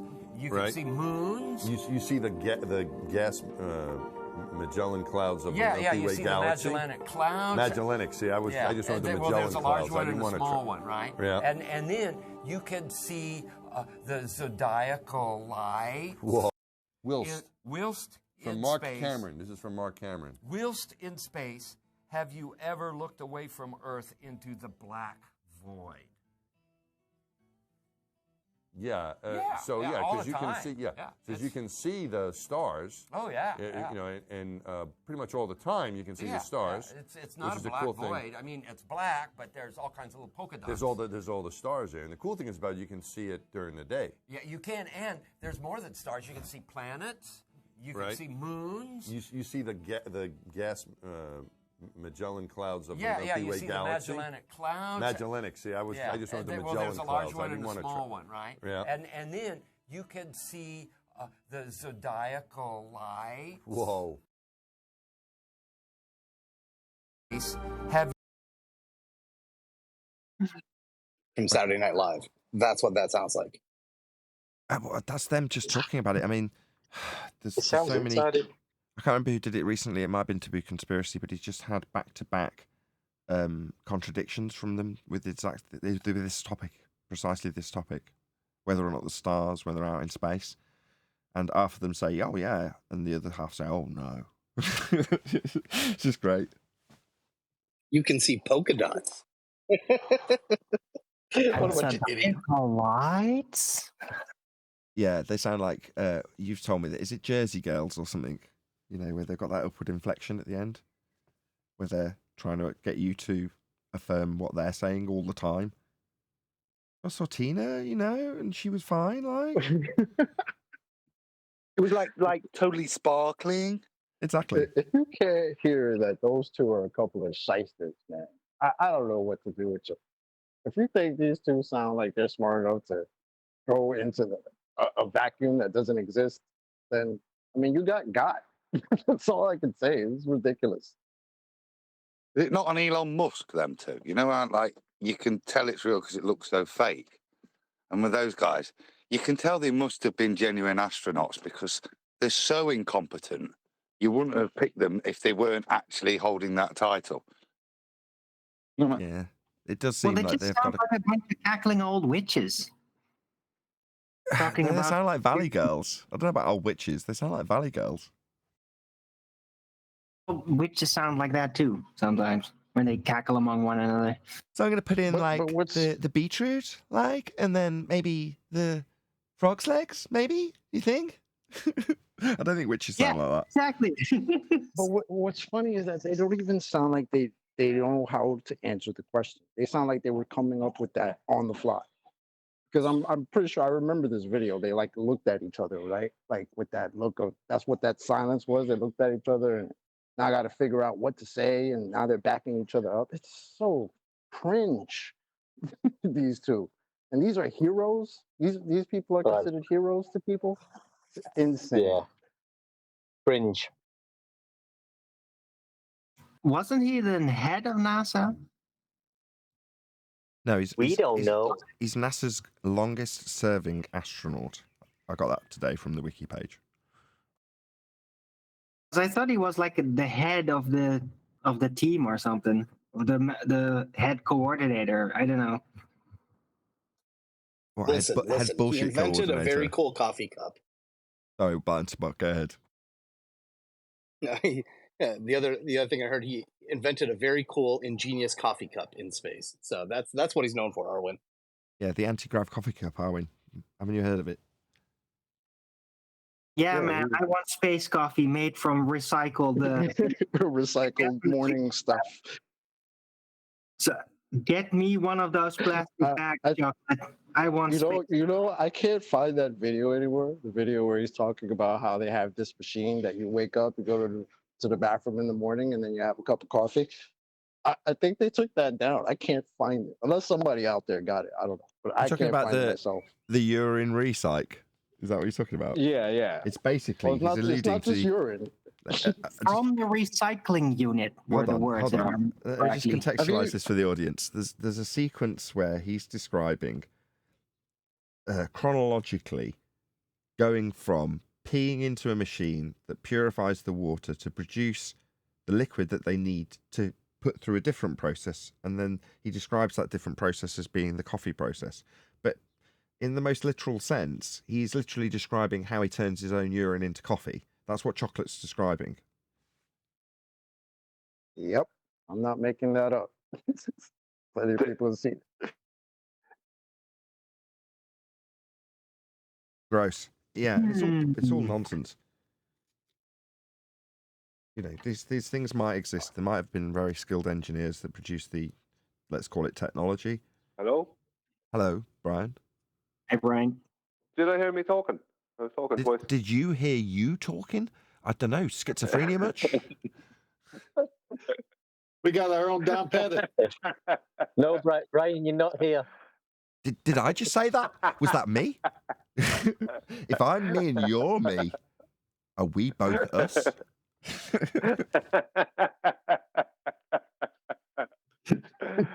You might be on later though. Yeah, it might be on later. Yeah. I got that once Brian's done. 1 second, Dave. Coriolis delay. To see if you get this in, there was this boarder guy, like total boarder, big NASA fan, who bought an apparatus off of NASA, directly from NASA, made by NASA, and they said that it turns urine into water, drinkable water. And your man filled it up, right, with urine. And he went, here we go. And he took a big slug. It was just urine. He had to spit it out. He spit it out all over the table. Or whatever. I remember that. It was, a civilian just got hold of some NASA tech and just ran it. But even looking at it, he had to be nuts to drink it. And he drank it and spat it out and went, that's just straight piss. Yeah, he was disgusted. That is taking the PISS. I was a good one. I would say that was an empirical test. Well, there's some people that think that it actually has health benefits, so I don't know. Well, that's not the point he was making. He was talking about recycling it into pure water, wasn't he? So it's not like he's saying, look, there's had a bit. He's not talking about urine therapy when he's buying a piece of equipment that's specifically designed to do the thing like in Waterworld and Red Dwarf. You know, in Red Dwarf, they get stuck on the Starbug, and then there's a very obvious supply problem that immediately erupts, which means that they've got to drink urine recycle, and the more they recycle it, the worse it gets. Well, that's what these guys are talking about, a machine that solves that problem. It was the same in Waterworld. If you watch the intro to Waterworld, a movie that had absolute ton of money spent on it, the opening sequence is him peeing into a machine so he can pump the machine and turn it back into drinking water. It's like literally the opening sequence. That's what he's thought he's bought. Sorry, go on, Arwin. It's some sort of distiller, but with pressure. It's interesting. Clues in the title. Urine recycle. That's recycling urine. Water recycling. You know, it's actually easier to convert ocean water into drinkable water than it is urine because of the chemical bonds that's formed in urine. Right. So, yeah, that was the dumbest scene of the movie. Nathan, the taboo video you talked about is there. You may want to scroll and find your spot. Okay, I'll get to that maybe later.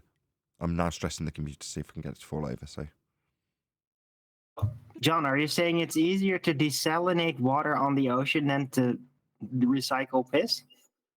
That's what you just said. Absolutely, without a doubt. That's literally what you just said.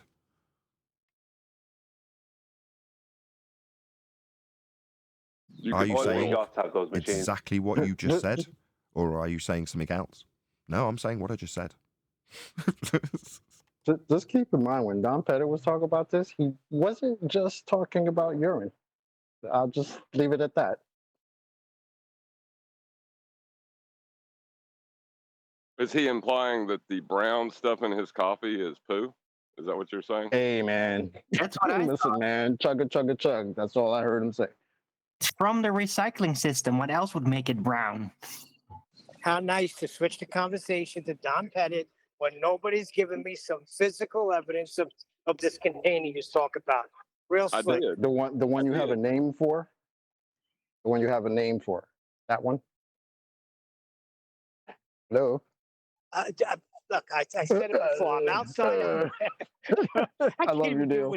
I can't even do it with a straight face, but I'm outside. I'm breathing. Where's the container? What I Neil is missed still that. living on the sky vacuum world. What does he have a name for? I missed that.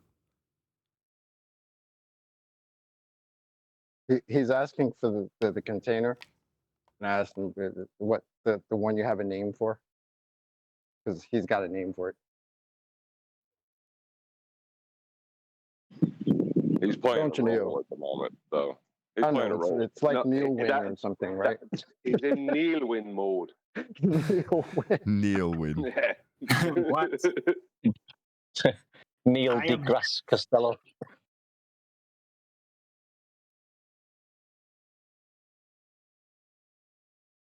I mean, that question, the way Neil's asking it and sticking to it is like, I'm not going to accept that this steak come from a cow unless you show me the cow. It's insane. Well, then just wait right there. I mean, what can you say to somebody like that?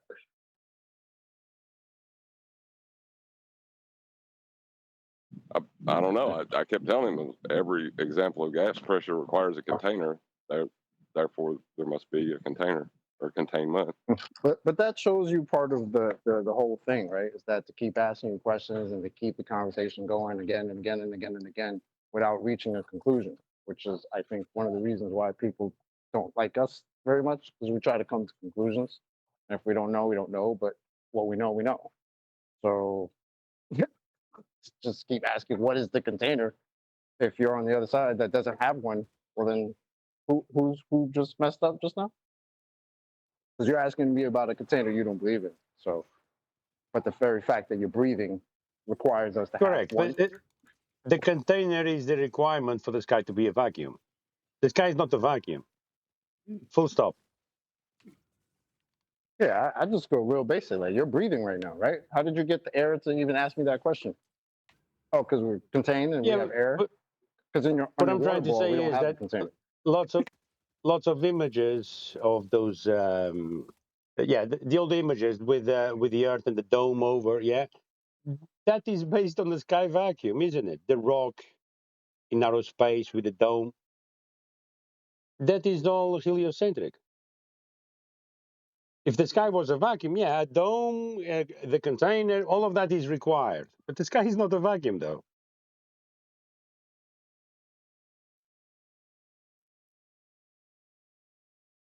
Really depends on how you define vacuum.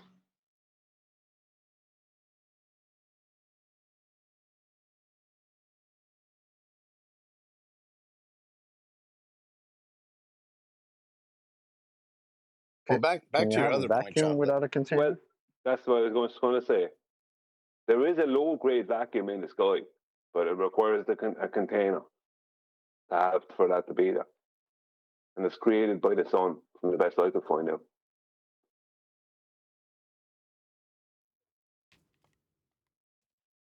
Really, as far as gas pressure exists, right? Our point isn't about where the container is. It's the fact that if there was an infinitely expanding space, gas would be infinitely expanding into it.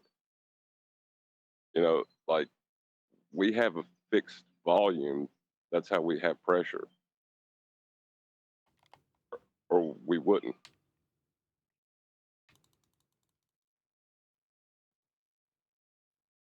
Yeah, we need to have fixed volume and have a consistent temperature source.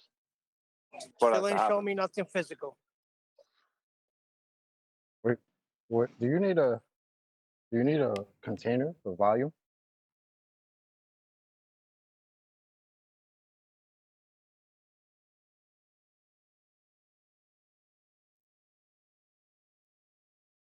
Hey, I it's would not say my that. claim. Hold on, it's not my claim.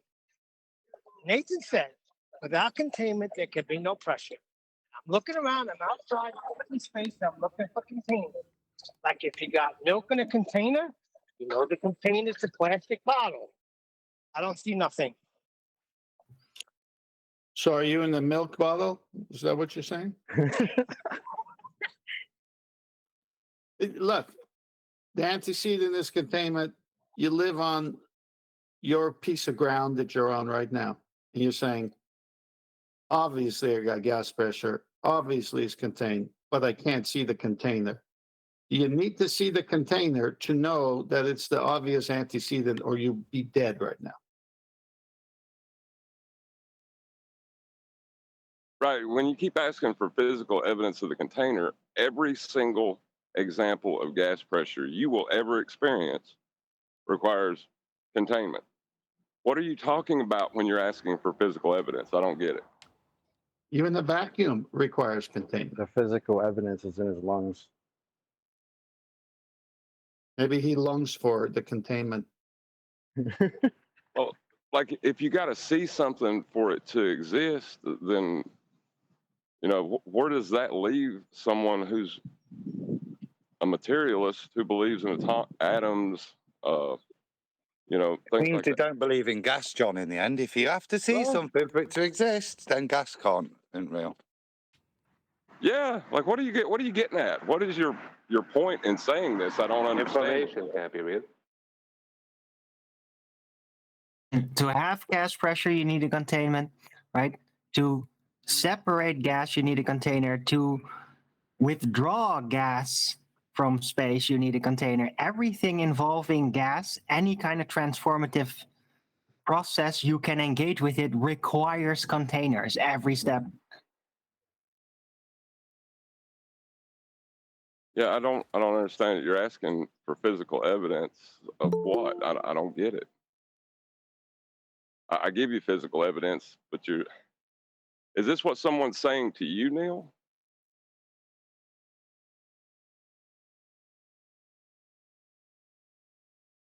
Yeah, that's pretty much it, John. He's just being Neil and saying, when I bring up this argument, this is all I hear from them.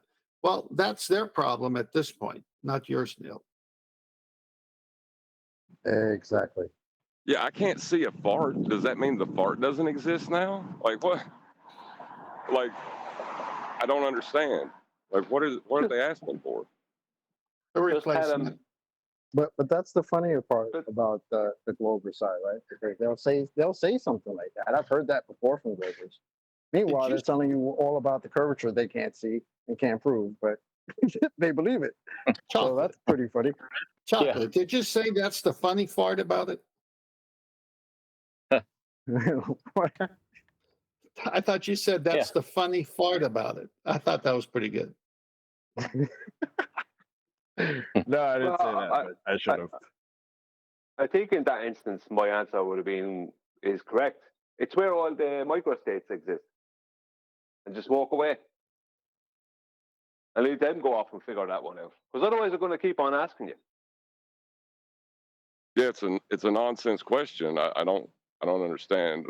What are you asking? I can't see this thing, therefore it doesn't exist. Is that really like your epistemology? It can't be, or you deny farts exist. Like I don't get it. I don't. If you try to explain it, Adam, it's going to be a long-winded explanation.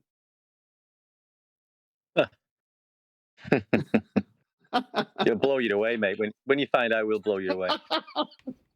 Very good.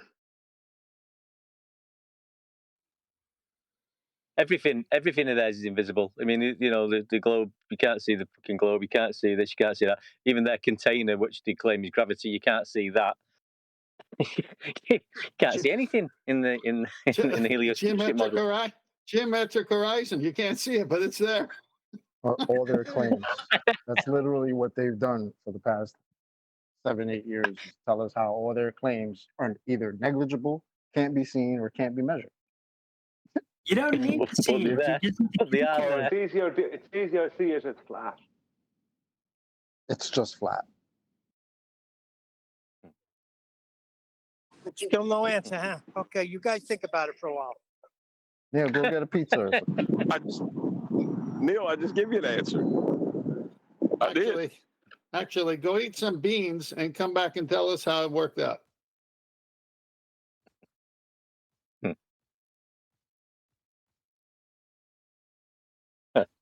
Hey, I've got a short poem here if you want it. Yep. It's called The Return of Al-Biruni. Al-Biruhith and his theodolite. Al-Biruhith, chatting globe shite. Al-Biruhith and his magic surveying tool, claiming earth curve measurements, the globe believing fool. Drop over distance, the claim of the globe, yet Al-Biruhith using presumptions of old. Heights of mountains, depression angle drops. Al-Biruhith, do your globe lies ever stop? So, Al-Biruhith, please explain how your surveying tool theodolite measures drop over distance again. Oh, that's right, you can't. Here, I'll do you a favour and rhyme out the purpose of your theodolite tool. It's to measure horizontal and vertical, you fool. So if I were you, I'd put your theodolite to bed. There is no evidence of drop over distance. Enough said. Very good. Very good. Nice. I'll be Ruhif. I'll be Ruhif. Very good. So he had a theodolite. I thought he had an astrolabe. No, he claims he uses theodolites to measure drop over distance. That's what he claims. He's been chatting it on that 24/7, I've heard. And when I spoke to the guys who challenged him, they said basically I didn't listen to it, but basically all he came out with, they destroyed him on there. And basically he was just claiming what Al-Biruni claimed. You know, so that's all he could offer. There's a clip on Master B of Roofy the other day on 24/7, by the way. Didn't you play that yet? Okay, let me write your logical syllogism. All right. If I apply heat to water, then it will boil. I do apply heat to water, it boiled. Therefore, heat causes water to boil. You've just done an affirming the consequent fallacy. You unlock this door with the key of retardation. Beyond it is another dimension. You're moving into a land of bullshittery. You just crossed over into the numpty zone. You are so dumb. Damn. Anyway, so I have my hypothesis. That's my proposed explanation. What's your independent and dependent variable within your hypothesis? Okay, we haven't got independent and dependent variables in hypotheses. They are in experiments. Are you high right now?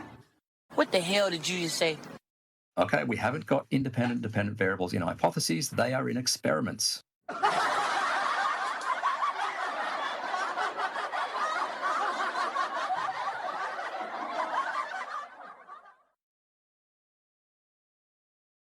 And majority of the time, they don't have a clue.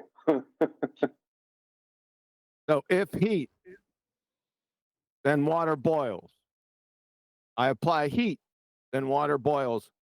That retarded moron just indicted the Modus Ponens as being an affirmative consequent form of logical fallacy. You catch that? That's what I thought I heard. Yeah. I just wonder if he's got maidservants, or does he actually make his own tea or coffee? What Q is saying is he's taken if P then Q P, therefore Q. Or, demonstrating that your supposition is actually true. P, therefore Q, P, therefore Q. Right? That's modus ponens. But he's tried to say that it's an affirming the consequent formal logical fallacy, which is if P, then Q, Q, therefore P. That's what he's trying to do, right? Yep. Did you all follow that or not? That's I what did, Q is. yeah. Hold on. Yeah, I followed it. Okay. So that's what he asked, but nobody said yes. Well, all he has to do is make a hot cup of coffee and he'll find out. I'm still stuck on that there's no independent or dependent variable in the hypothesis. It's just an experiment. What? Hold on, Chocolate. Do you know what another name for an experiment is? Hypothesis tests? A hypothesis test or hypothesis actualization. That is to say, you actualize the prediction that's independent and dependent variable, supposition of cause and the effect you're trying to induce. Independent variable being the supposition of cause and dependent variable being the phenomena you're trying to induce. Well, when you actualize your hypothesis, that's an experiment. But obviously, you've got to have those statements within the hypothesis to actualize it. But according to Rufy, you don't have independent and dependent variables in a hypothesis. You only have them in a hypothesis actualization. Okie dokie. Right. So he's compartmentalizing the actualization from the conceptualization and thinks that they can be different, apparently. And that's crazy. I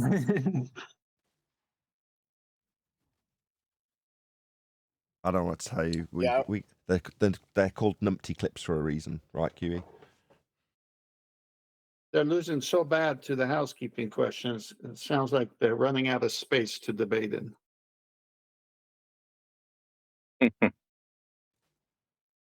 Terrible. Just absolutely terrible. What was it void of? Please tell me. So let us know from the live chat if you've been enjoying this slightly extended live stream. Hopefully tomorrow it'll be back to the usual 1 hour. Do any remember the videos that they make, the optical drop videos? Flatside started making them as well. Where I'd show a laser appearing to go below a center, the center of a lens at a distance. Perspective. Well, that's why every one of them came after me over that. And every one of them failed when it came to the laser. They couldn't argue, you see. And that's all they're at. They're still at that, it seems, like Ruhif with his theodolite. It's just a perspective drop, not an actual drop. Things change in size with distance. Never a true word spoken, but we're going to find out more about that in the after show. So with that, I'm going to say for real. He's trying to get ready for it. He did the live show. He ended it, but it stayed live. Now he ended that. Now we're in the actual after show. Hey guys. Hey, 10th man, refractive. Anybody want to answer? Like I said, I'm at work, so I can't really hear everything. But was there a point or some type of thing brought up about as far as the people who don't believe in containment always ask them to see it, and we can't prove it because we whatever, and then the other side tried to say that's the same trying to argument. They try to say we're curved, and we tell them we don't see it. However, they tell us trust us, it's there. Even though we debunk it with their maths and with celestial navigation and angles and elevation angles, things like that. But is it almost like that argument is that we, being that we can't prove what the containment is, how high it is, et cetera, how wide it is, et cetera, that's in their head, their fair argument as what they try to say when we tell them there is no curve, but they tell us, trust us, there is curve. You just don't see it, but it's there. The difference is, the difference is that when we say there has to be containment, it's because it is an antecedent gas pressure, right? When they say the geometric horizon exists, it's because they are thinking that that's an antecedent to the refracted horizon that they think they're looking at. Thank you. So Thank you. their logic is they have no examples of any geometric horizon of any kind in the world being refracted. We have every example ever for gas pressure. Thank you. See, and I posed that to you. What I was saying about that earlier, D-Rose, is that the way Neil was asking that question, like, oh, just show me the physical container, just show me. If you can't show me, I can't see it, right? What I was relating that to is when the Globers themselves believe in this curvature, but they themselves will tell you that they can't see it. You can't see it or can't measure it, right? But they believe it wholeheartedly, not a problem. But all they do is spend all their time telling you how you won't see it. You can't measure it. It's too biggy, right? No, too biggy, no curvy. Right? That's what we've gotten for 8 years. The only time they actually say that we could see Earth curve is pictures from space. And we all know about that crap, right? Let me throw my 2 cents in. Go for it. If they showed me the geometric horizon as Earth curvature, then their math would be right. And it would be the antecedent, would be the globe shape that allowed that geometric horizon to be curving. But since it's not there, there is no antecedent for it, whereas there is an antecedent for gas pressure. So I don't need to see the antecedent. I just know you can't have gas pressure without it. Whereas if you flip it, okay, you got Earth curve, but I can never see it. Well, no, sorry, that don't work. You need to show me Earth curve, and I don't have to see a globe then. And also, Tim, if that were happening, then 1 foot off observer height, I could see the sunset at 1.2 miles away. Exactly. Please, somebody show me that. I would love to. Hold on a minute. Even if you could see that, right? Even if every horizon conformed to that distance, in the math, it would still be below surface level, so it wouldn't be a horizon. Facts. So that's like shooting somebody in the face and then hitting them with a grenade launcher after that. Right. And see, that's why I you want to posed show me that? That's why I wanted to reiterate that so that you guys can elaborate just like y'all just did, just to reiterate the point that we're making.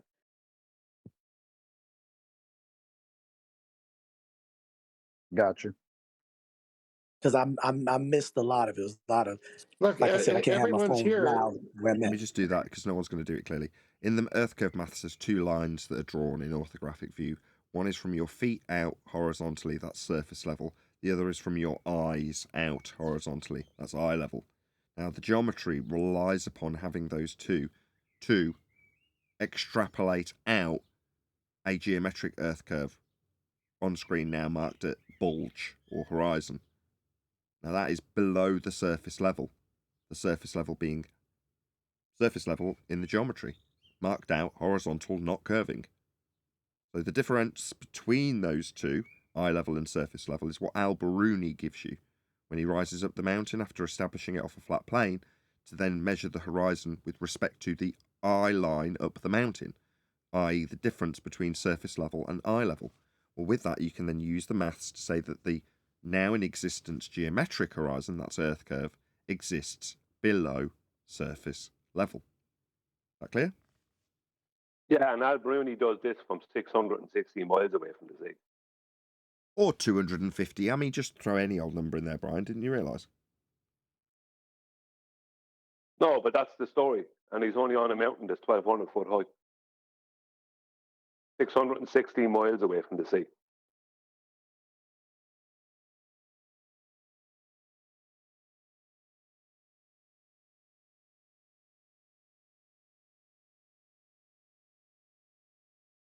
Indeedy. So there you go. We were waiting for you to say yes, I understand, actually, D-Rose. I think he did. It might take a while for it to sink in that their geometry is literally hijacked surface level and eye level, both horizontal planes in nature, to give you a globe horizon below that surface level that you used in the first instance. The truest story of that process is Al-Biruni. Truest as in it's the closest to the description that John's given. I'll be Ruhish. Exactly. You be Ruhiff, I'll be John. A lot of psychiatric issues on the panel today. Well, Nathan, you were in airplanes going to the back to look out the bigger window to spot an Earth curve, and you never were successful. I did it on many plane flights. I've been as high as over 40,000 feet, and I've never seen it, and it's supposed to exist.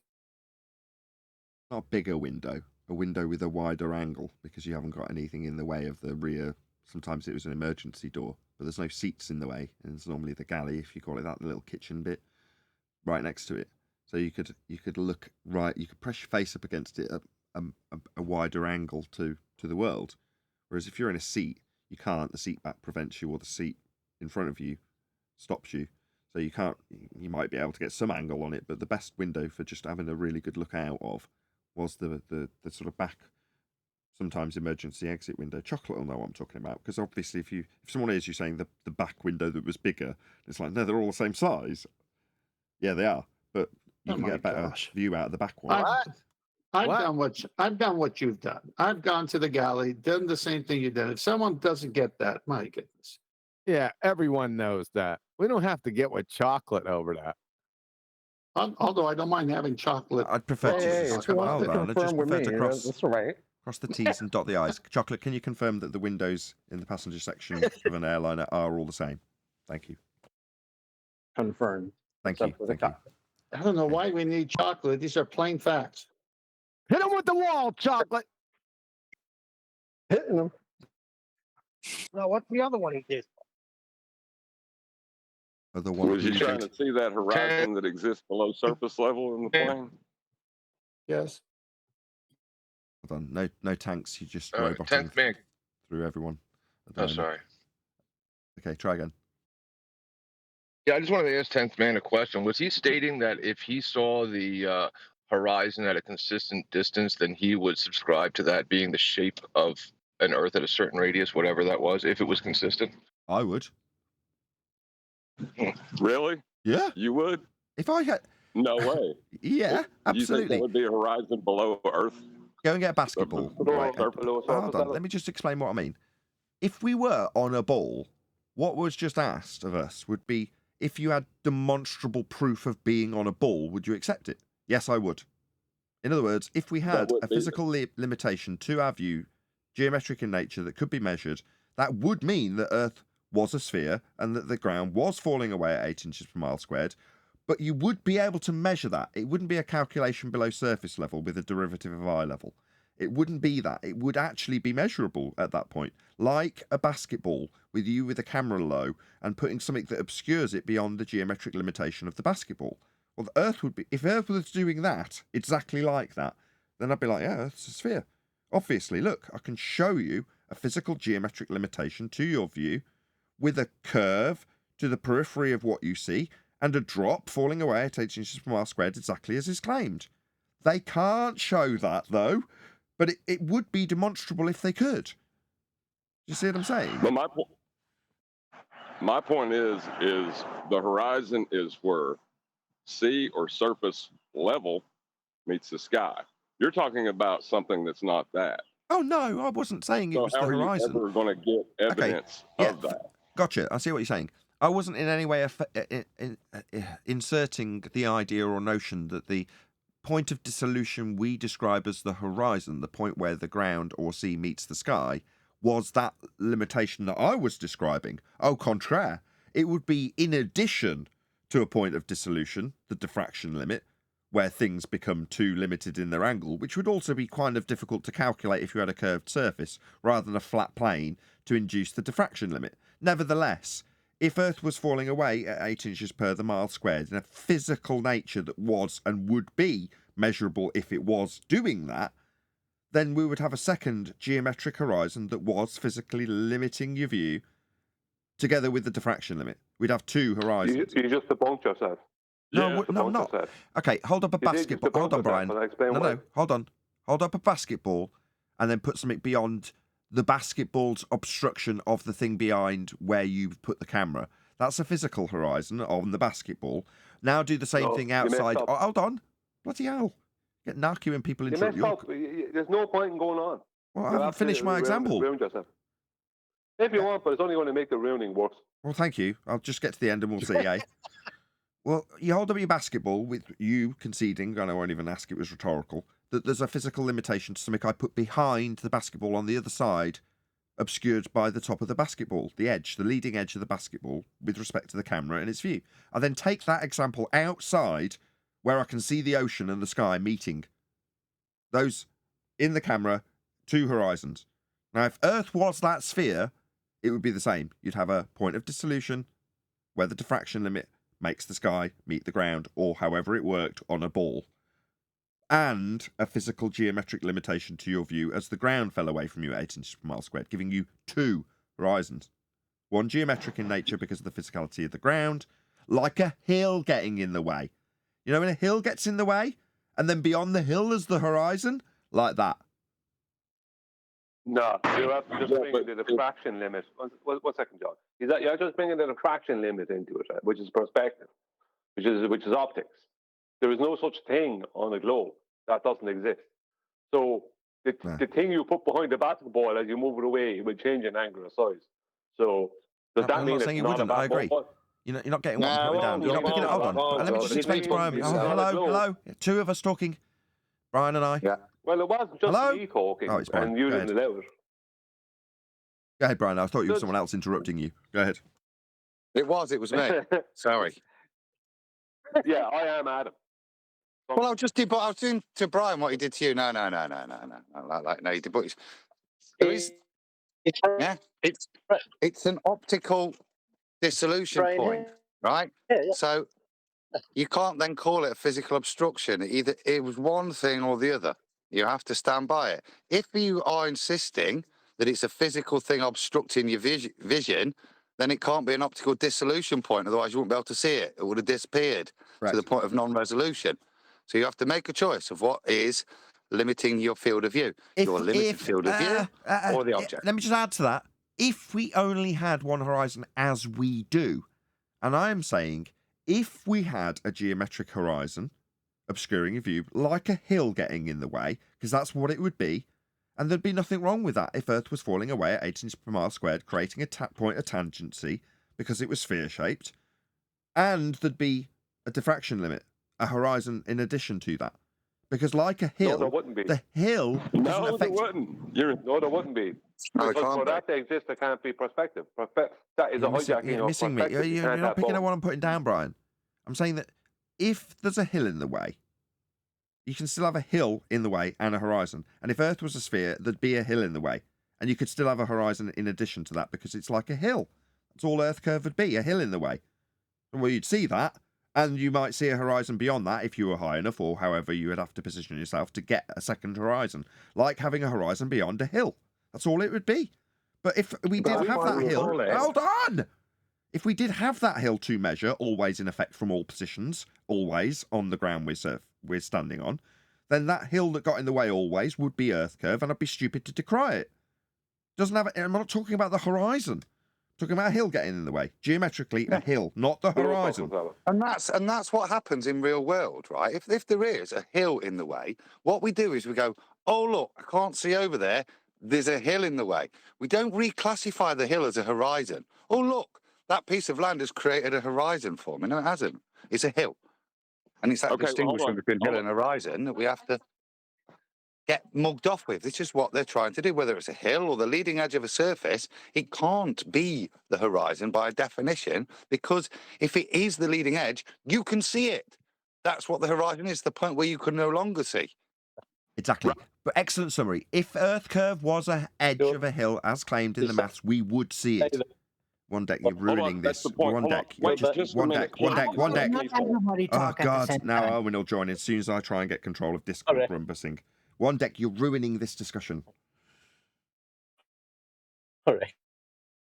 I just got to say, what Adam said is correct. It is mutually exclusive. You cannot have... Oh, God. Right, let me just try again. One deck, you are roboting the shit out of this discussion. You've heard me say you're ruining the discussion and then not gone back on mute and continue to robot through everybody. Someone mute one deck. I can't get through to him. He's just destroying the discussion. Yeah. down. Can someone mute one deck? Thank you. Go ahead. I was going to say Adam's point that they are mutually exclusive stands. So you can't say there would be a point of disillusionment and a geometric horizon. Yeah, you can. That doesn't make sense. No, it doesn't make sense because it's not what we've got. But if we did have a sphere, it is what we would have, which was the original question put to us by the guy in Discord. We'd have two horizons, like a hill with a horizon beyond it, because Earth would create a hill in the way. Think about what you're saying, though. Two horizons. Two places I didn't where the say sky that. meets the sea. I didn't say that. No, that doesn't make sense. No. It doesn't make sense. You're not hearing me. When a hill gets in the way... Nathan is losing badly. Hello? When a hill gets in the way of something in the distance, it isn't a horizon. It's a geometric limitation, like Earth curve is asserted to be in its geometry. Now, further to that, without making any assertions about where things get too small to see via limited angles or otherwise, there'd just be a hill in the way. Very easy to see because it would be at the designated Earth curve mass 1.2 times the square root of the observer's height in feet. That would be where the hill, Earth curve hill, got in the way, not horizon. That would just be a point that blocked your view in physical terms. Beyond that, point of dissolution. Adam summarized it beautifully. Yeah, Adam gave an example of it being mutually exclusive, right? You cannot have a point of disillusionment and then a geometric obstruction. It always comes geometric obstruction before the point of disillusionment. Yes. So Yes. you're not going to get two that's what I horizons said. out of that. Yeah, I agree. They are entirely mutually exclusive. One is like the hill that could be you piling up a bit of sand in front of your bloody view. That could be your hill, obstructing things. But if Earth is claimed to be that hill, then mutually exclusive of the point of dissolution we call the horizon would be a hill called Earth curve at 1.2 times the square root of the observer's height in feet in the way of your view. It's that simple. No, it's completely wrong. What you're talking about is something that's happening below horizontal surface level, and it would mean that boats moving away from us wouldn't be getting smaller with distance due to perspective. They can only be disappearing due to outpour. Okay, I understand what you're saying because of the inference that the Earth curve maths makes. I am not making the assertion of the Earth curve maths. There would be a totally different set of maths, even with a sphere Earth radius 3959, for what actually occurred to our vision. It would be bloody obvious that the ground was falling away, but that would have a whole new set of maths in terms of what we'd see. What we're currently presented with is how we see things in perspective terms turned into a point that's claimed to be the horizon, actually labelled as Earth curve. That isn't what I'm claiming. I'm claiming that if Earth was a sphere, we'd have a hill that got in the way because Earth was falling away from you. Therefore, you would or could assert that there's a point of tangency, the bulge in their maths, not my maths that I'm asserting here, that would be a hill in the way. Now, when we argue back with them about their Earth curve maths specifically, not what I'm describing and Adam's describing, a mutually exclusive hill in the way called Earth curve if it was a sphere, and separate to a horizon that might or might not be in view if the hill's in the way, if that's what you're saying, you can't have both. Maybe so. Maybe it's always that if the hill's in the way, you can never have the point of dissolution because you've got the obstruction prior. Maybe you're right, Brian. That's not what I'm asserting either. I'm just saying that the two would be, as John's just said, mutually exclusive. One is a physical obstruction, obvious to you, the observer, like a hill, and the other is something totally different, what we currently call the horizon. But it's not the hill getting in the way, that's Earth curve. It's something else, regardless if they see at the same time or not. But hold on. But you could never have two places where the sky appears to meet the ground. That doesn't make sense, Nathan. I'll concede that. No worries. If you're saying that if the hill's obscuring your point of dissolution based on an angular limitation, then you will only have the hill meeting the sky. I'll accept that. If that's the case, I'm not going to map it out mentally so I can say, yeah, that will or won't work. But it's not a point I'm trying to make. If there will be two horizons. That's not what. If I phrased it that way, that was bad. What I meant by that was there's only ever going to be. That was my sole objection. Fine. Well, then I will concede to that if that's how I phrased it. No, not two horizons. Maybe there'll be a hill blocking your view, like in any other circumstance where a hill gets in the way, therefore the sky meets the hill. Or, beyond that, a point of dissolution. but you'd always have an effect. The geometry base of a sphere of 3959 miles in radial value, giving you a point of obstruction. Now, whatever the maths would be based on that, including perspective, I would have assert that that would make it really obvious that Earth was a sphere. Because the thing would be falling away from you all the time, creating hills in the way and horizons if you can get beyond the obstruction. Yeah, but I think you're missing something, Nathan. Go on. So what you're trying to argue for, the only way for that to exist in reality is for, first of all, for this geometric horizon that you're talking about, that has to exist below horizontal surface level, and perspective cannot exist. That's what they had to. That's what the claims they've had to make the claim that the Earth is a sphere. Now, I understand your point. I've understood it from the start, that if it was a sphere, it would be very obvious because of this, this, and this. But the problem is, for the Earth to even be a sphere, then perspective cannot exist, and the geometric horizon would have to exist below horizontal surface level. No. So you're arguing for... Go with me with this for a minute. Hold on. Complete craziness. Just go with me with this for a minute. Let's pretend, because we're all friends, and we're not going to try and pull apart these arguments for their validity in reality, because that's not what we're doing here. I'm just trying to give you a mental picture of what I'm describing. Let's say that the surface of the ground is easily big enough as a vast surface to literally create from scratch a sphere Earth. Not a sphere Earth, I'll rephrase that. Just a ball of stuff with a radius of 3959 miles. Forget Earth, because we're going to be on Earth, creating this giant sculpture of what we used to worship back in the day. So we're going to actually create one for us to point at in its vast size compared to you as a tiny person. Okay, so you've got one of those. You've sculpted it from nothing and put it on the ground. So it's literally just a ball on the ground. Right. Okay. You jump in what should we have? A hot air balloon, and you get to the top of it. Right, so you're now right on the top of the ball, and you're looking down. Now, by chance, as you look down, you see that there is actually, on this ball, an obvious physical obstruction to stuff beyond where the ball ends. And as you go lower, you can see that, that rises up, and when you get right next to the ground, you can't see anything beyond, a little bit in front of you, because the point where everything's falling away from is so close to you that beyond that really close point, everything's fallen away from you. In other words, there's no ground to see beyond that point. Now, could it be that beyond that point, so you're right on the, you're on your belly, you're at the top of this big, massive sphere that we've created from scratch, stuck it on top of the ground that we all know and love that is flat, and then you're lying on the top of it looking out. Well, you see that there's a point that you can't see beyond. You can't see any of the ground because that's it. That's where it's all fell away from you. Okay, so that's going to be what I call the hill. And beyond that, into the distance, you can also see a horizon. The normal horizon where everything else, you no longer have a resolution to resolve it. And that's where the sky meets other ground. Do you see what I mean? That's how I'm trying to describe it, to say that it's a hill in the way. But if you picture it with two separate concepts, not just the math that they assert for a sphere replacing the ground, but the two combined, so that you've got one creating a hill of point of tangency and whatever's left beyond in the distance. Does that make sense? No. You're an idiot. No, because what you're talking about there would be a situation where you can never see that point in the distance, because you'd never get to that resolution limit in the distance, because you'd always have something in the way.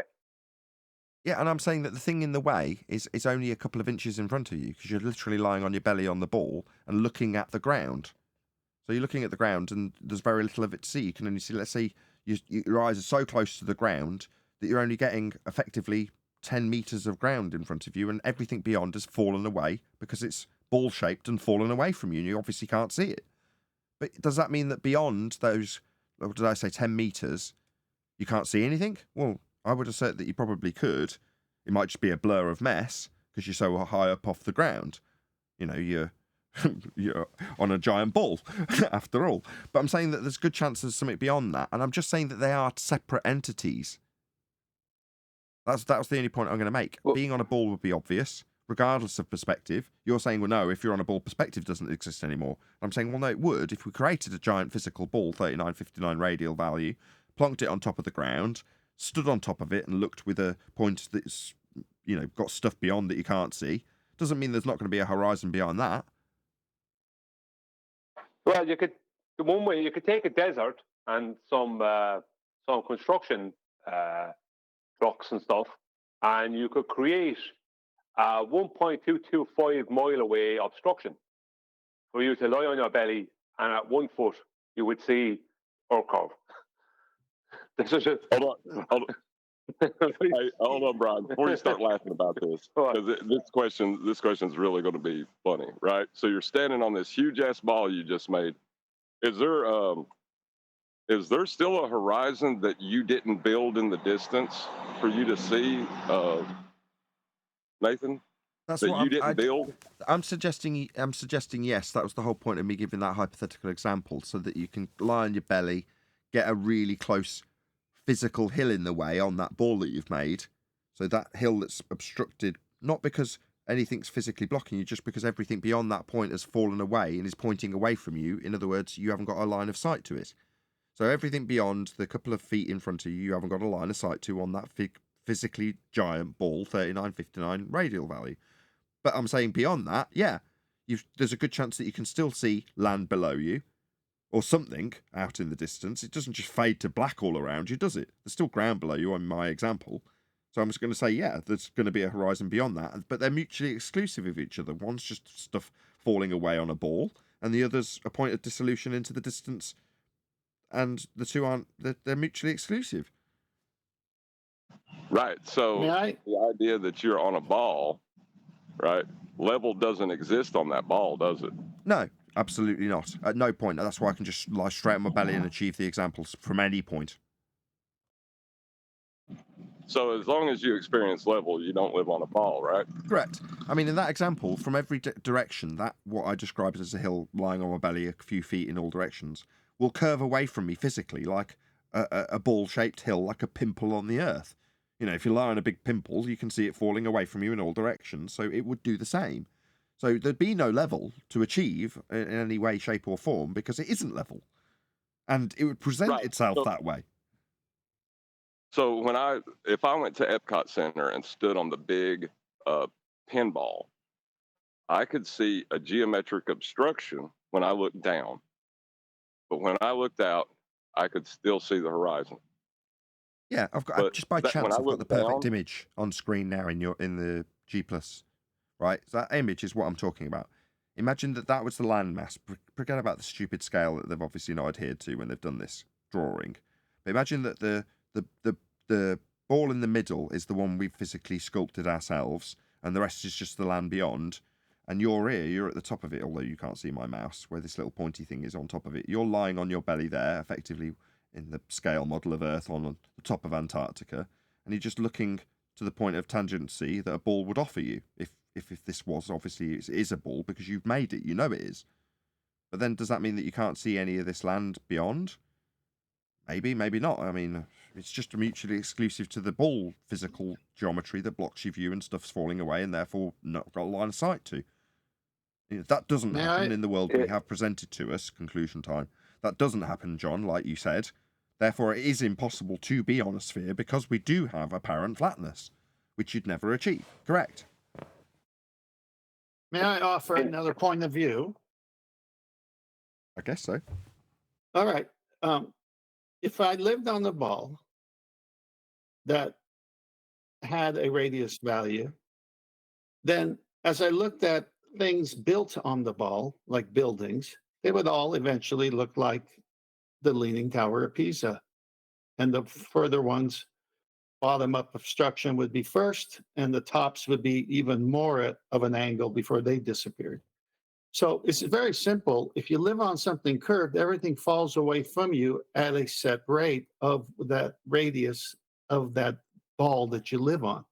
When we look at things built on the surface, if it was a ball, then there would be diverging buildings everywhere as it went away from your eyeball. And the only thing would be you vertical to where you're standing, your zenith, but everything else will be falling away. That is not at all possible on a flat plane, and that's why the oil platforms in the Black Swan serve the death blow to the globe radius and curvature statement, because the Earth curve is the horizon for them, and the oil platforms are in front of it, and Earth curve needs to be in front of that, which it's not. And furthermore, they're not Leaning Tower of Pisa platforms. Hey, I've got this taboo And yeah, but that's conspiracy. not Just one sec. 100% correct. I've got this taboo Well, conspiracy. it's 100% correct. It's not leaning. Yes, correct. But I'm just going to play this video because it ties into what we were talking about earlier with the contradictions, presumably for stars and non-stars. Hello, everyone. Pointing out more ISS fakery is superfluous, as it is physically impossible to have a pressurized atmosphere adjacent to the alleged vacuum of space without a barrier. It is a violation of natural law, as the gas of the atmosphere would immediately expand into the alleged vacuum of space, killing everyone. Outer space is fantasy, no different than Santa Claus. And space fans cling to the illusion of space just as much as children cling to Santa Claus. Regardless, it's still a lot of fun to point out bubbles in space, astronauts pretending to be in space when they're obviously swimming in water, scuba divers in space, green screens for faking space, wire fells, multiple CGI errors, disappearing astronauts, satellites hanging by wires, toyish space models, and blatant contradictions by lying astronauts. You can see the stars. Oh, yeah. You know, and pretty much all the time you can see the stars. It's not a black void. I mean, it's black, but there's all kinds of little polka dots. There's all the stars there. And the cool thing is about it, you can see it during the day. The sunlight washes out all the starlight, so you can't see any stars, just like here on Earth. The sky is a deep black when viewed from the moon, as it is when viewed from cislunar space, the space between the Earth and the moon.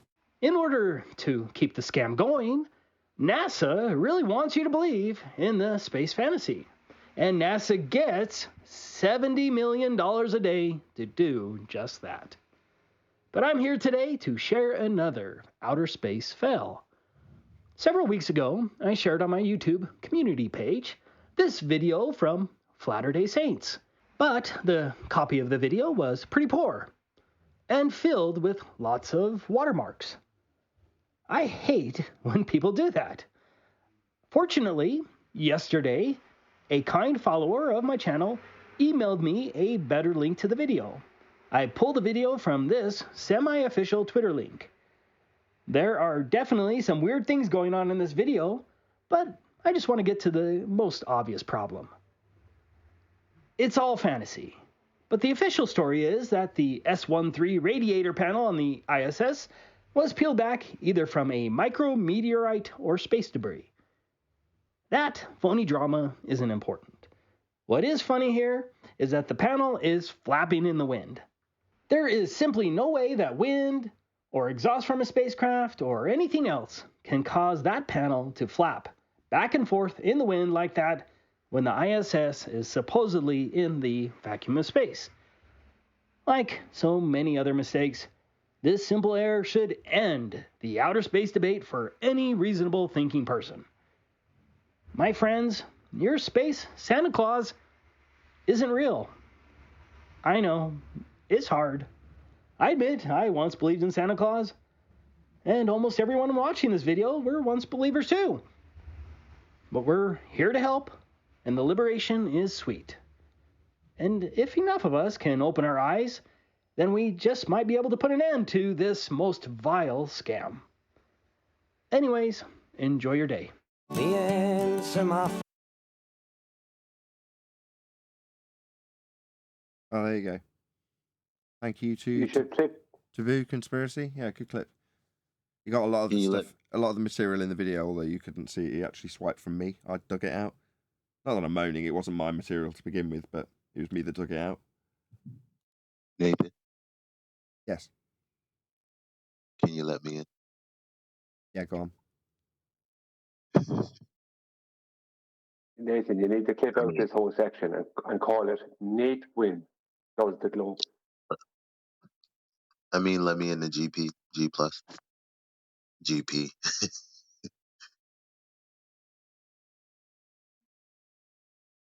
Yeah, I know. Go on then. You're here. You're here. We're hearing you. I don't get it. He wants me to let him in Yeah, G plus. I'm in Discord. He's not trying to get in. I'm waiting for you to let in. Oh. Here we go. Okay, done. There we go. Thank you. You're welcome. No, go on the whole Nate Win does the globe title. No. Why are you saying that? I mean, if I lived on the ball, the buildings would be built at 90 degrees where they're built, and away from me, they would be diverging because Earth is a ball. You don't see that. They can't be built at 90 degrees. Horizontal and vertical don't exist on a ball. You're coming at it from a whole different point of view, which I don't disagree with whatsoever. What I'm trying to say, if you live on a basketball and you put someone at the top, whatever you want to call that, if someone's to the side or even lower, those buildings would be tilting away, diverging. That's not what we see. That's why we don't live on the ball. That's all I'm saying. Well, no, you wouldn't see it, not on a ball of 3959 radius. You won't see a building tilting away from you at a distance. What you will see, though, is the drop of the horizon being like the horizon. Yeah, there won't be an apparent drop to the horizon. It'll be an actual drop, and it'll be much more severe than what we actually see. Right. Thank you for affirming what I'm saying. So the bottom of obstruction would be because of that, not perspective. And then the buildings would be leaning like the Leaning Tower of Pisa. And we don't see that. That's pretty obvious if you live on a curved surface like a ball. Let me rephrase that. The drop to the horizon is an actual drop because the water, the sea level is at the lowest point. So when you're above sea level, then you're obviously up above the horizon, let's just say, right? So yeah, there is an actual dip to the horizon. But on a ball, that dip is going to be greater and it's going to be much more severe with elevation. Much more severe. Right. Yeah. Who's arguing that? No one. I just wanted to clarify. I wasn't saying that there wasn't a drop to the horizon. Let's forget about the sea. Let's put ourselves in terra firma. And there's well populated, lots of tall buildings in all directions. Leaning Tower of Pisa's, all of them would have to be as they go away from me if I lived on the ball. Diverging. They don't. I don't live on the ball. That's true, but you wouldn't be able to resolve that leaning. It wouldn't be the Leaning Tower of Pisa to you from your perspective. Even if you're looking over across 200 miles? Yeah, you wouldn't be able to tell. Well, the bottom of the buildings would disappear first, of course, and the tops would be leaning more and more as they disappeared until they finally disappeared. But they would be leaning. They would be leaning, but you wouldn't be able to tell. Is the I guess. Well, that's funny because I could put a stick out a few 100 feet out when I'm doing a fence, and I could tell it's leaning, and I have to go fix it. Yeah, that's just a few feet. Over 100, you ain't gonna tell that angle difference over that distance. There's no way. Builders would level it anyway. Yo, real quick. Doesn't matter anyway. Real quick, so I came in because I woke up late. I was working hard last night, which is why I'm here. Nathan, after the show, don't go anywhere. We want to put some money in your pocket, and we want to spread the flat earth community message. I said two things that are like, oh, no, seriously though. This TikTok thing, you really need to be involved, and it would be monetarily awesome for you as well. So please stay after the show. I thought we were doing this Thursday. I thought we were setting it up like to talk to him today for Thursday. No, I was pretty clear. Bring it up Thursday, and you said yes. Okay, I fucked up. didn't I hear fucked anything. up, Nathan. Sorry. Well, Thursday, be around. Okay. Yeah, let's do it Thursday, not today. Not that I want to take charge or anything. I said that for a reason. No, Oh, that's how fine. That's exciting. fine.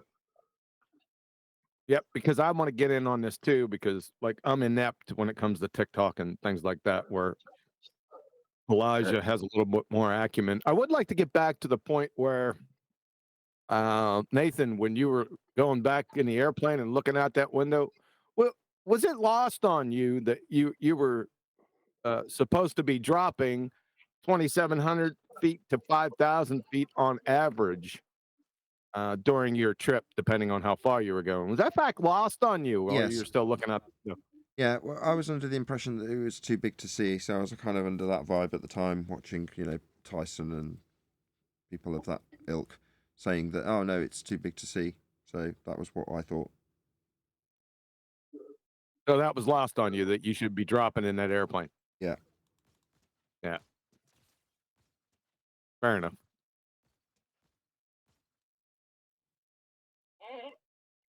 Yeah, I wanted to indict you over it, but I couldn't catch. I was the a fish.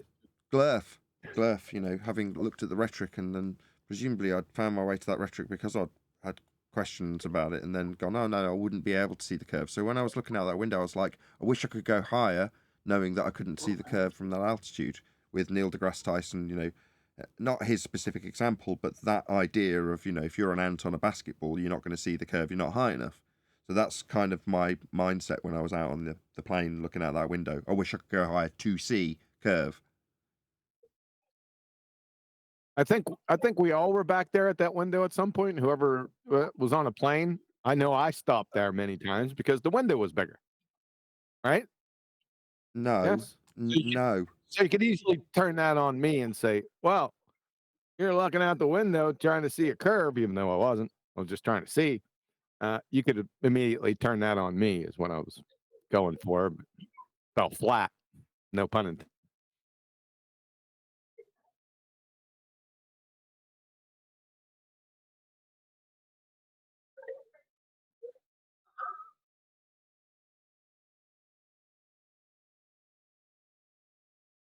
Well, sorry to hit Sorry and to run. bother you. Sorry to hit and run, but I guess I'll see y'all Thursday. Gotta go. All right. See you later.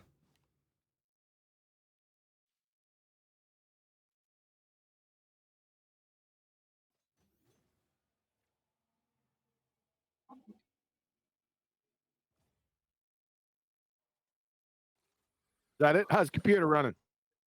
Seems all right. You there, Shane? Oh, I just want to. I'm going for a shower out. Take a wash. Yeah, you're hot micing, Brian. Sorry. There you go. So you took a day off yesterday. You have a good time? Yeah, I was all right.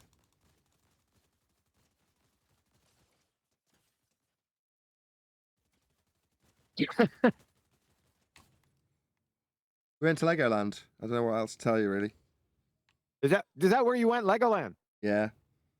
Like Disneyland, but with Lego. Yeah. I've been there. I went when we were out in California with the kids. Yeah. Cool. Yeah, it was nice. They had some nice models.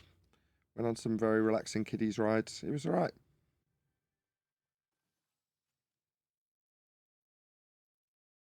Shut up, Neil.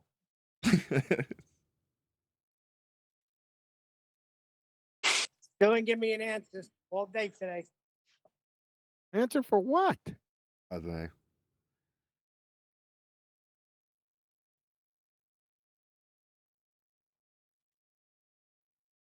Is he gonna ask the question? You know what it is, QE? I'm on a work site, so it's just gonna make a ruckus. So I'm Oh, gonna stay on gotcha. mute.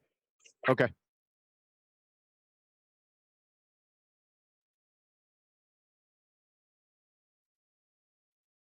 So we're gonna finish the silly spinning space monkey arguments later today. You gonna be around, or you're working on a computer? I didn't know you were working on anything specifically. I mean, this is work for me. I'm just, I'm all right. I've got a fair handle on it. On the silly spinning space argument or the No, computer? the computer. I think I've got a handle on it. Okay. We'll see. I don't think you answered my question. I didn't. That was a red herring.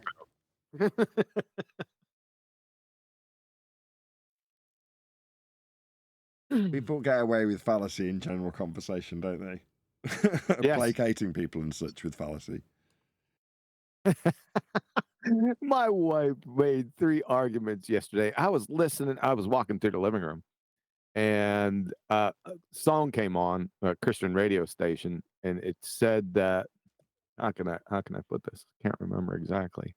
Oh, the sun goes up and the sun goes down, and we're left spinning around. I said, number 1, the sun doesn't go up or down. Number 2, it ain't spinning. So she proceeded to give me 3 logically fallacious arguments back to back to back. So I had to point them out. Of course, she tried to rumpus me, but then I put the hammer down. I had to put the hammer down with my wife.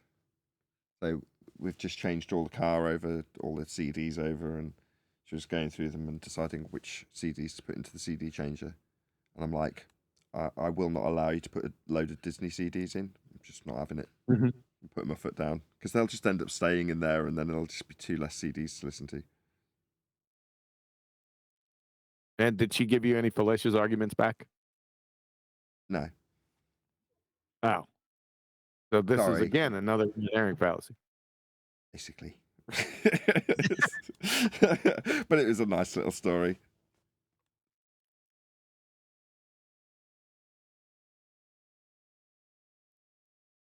Oh, did you check the video of the shape-shifting Mr. Magoo ether clown line Sir Rat shits at 60? Did you happen to catch that audio? No, I didn't. Oh. Did you happen to catch Morgard's video on celestial navigation? I definitely did. See, I look in Skype, and whenever you post something, I give it its due attention. Yeah, good video. He had one minor mistake in it, which was he said, you just need to know trig. This is trig. Or words, I can't remember how he phrased it, but it was slightly ambiguous. Right. That was it. Right. That was Did you see my comment? I haven't been back, so I recommended it to you guys, and then, I think he made a couple more mistakes, but they were minor. For the overall scheme of things, I gave him a thumbs up. I thought he did an exceptionally good job. I mean, I don't know how new he is to this subject, but based on what he said in the video, pretty new. And he got every point down. To get a minor terminology critique from me about, I think I left in my comment. My comment was word to the effect, what you're describing here is celestial navigation. This is the process of, it's not trig, or something like that. Yep. Yes. Yeah, I think he got a couple. I think he said something about science. A couple other things that I noted, but I thought the video was such a good quality, and he did such a good job. So I let it go. We could cut him a break. Cut the more guy a break. Yeah, I haven't heard from him in a long time. So I don't know. What's his status? Have you talked to him, Nathan?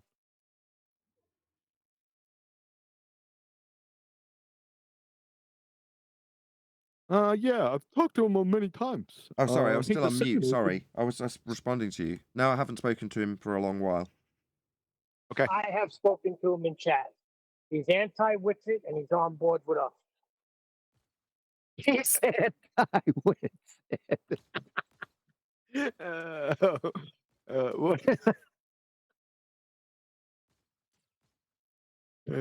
What does anti-Witsit mean? Oh boy, that caught me off guard. Thanks, Neil. Anti-Witsit. Can I be anti-Neil? Oh, he's on a. That would be his downfall. All right.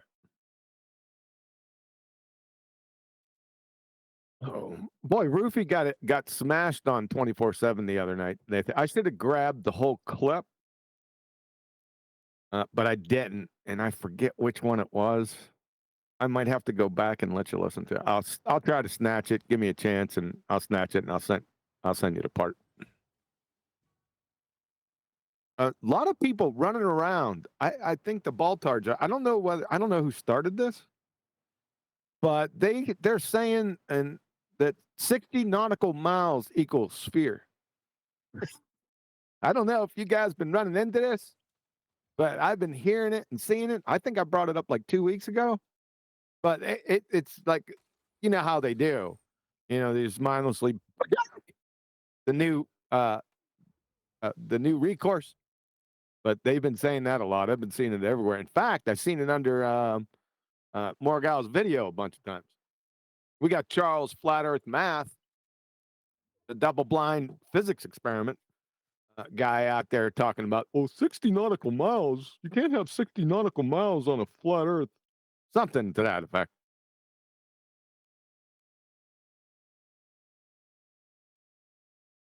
Is it me, or is my mic working? Your mic's working fine. People are just listening to you. Soothing. It could only be 60 nautical miles because it's 360. The circle is 360, and it's the sexagesmal system. So it's 60 nautical miles no matter what it is. It's the relationship to statute miles, which is 69 miles. So 69 miles land miles is equal to 60 nautical miles. But if land miles were 80 miles, it would be the same, 60 nautical miles 1 degree. So it would just be the same. It can't be anything else because it's a circle. Well, thank you. But what I'm asking for is what's the actual argument that they have? That's lost on me. They don't have an argument. Oh, that's why I was having trouble. No, they don't have it because it's the air and sea is in nautical miles, and land is always in statute miles.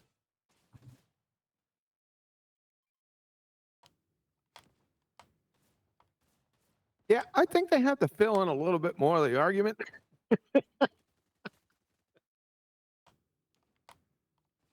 Because 60 nautical miles doesn't equal a sphere. It equals 60 nautical miles. Yeah, exactly. That's my first thought on it, right? I said, wait, am I missing something?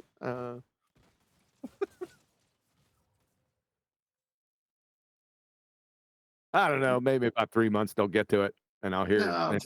They just keep burying them. So there's so much more that's going to come out on this that it's time for them to get everything out, make their statements, get buried, and then when the rest comes out, voila. They should quit while they're ahead. Aren't they already dead? They are. That's why I'm saying stay dead, but they don't want to stay dead.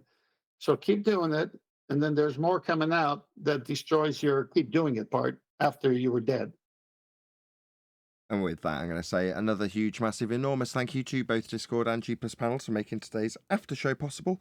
And of course, a massive thank you to all of you in either Nathan Oakley 1980 or Nathan Oakley Programming streams for hopefully smashing the super chat, liking, commenting, sharing, subscribing, joining as a Nathan Oakley 1980 channel member, and all that good stuff. I've been Nathan Oakley, and I will see you all in the next video.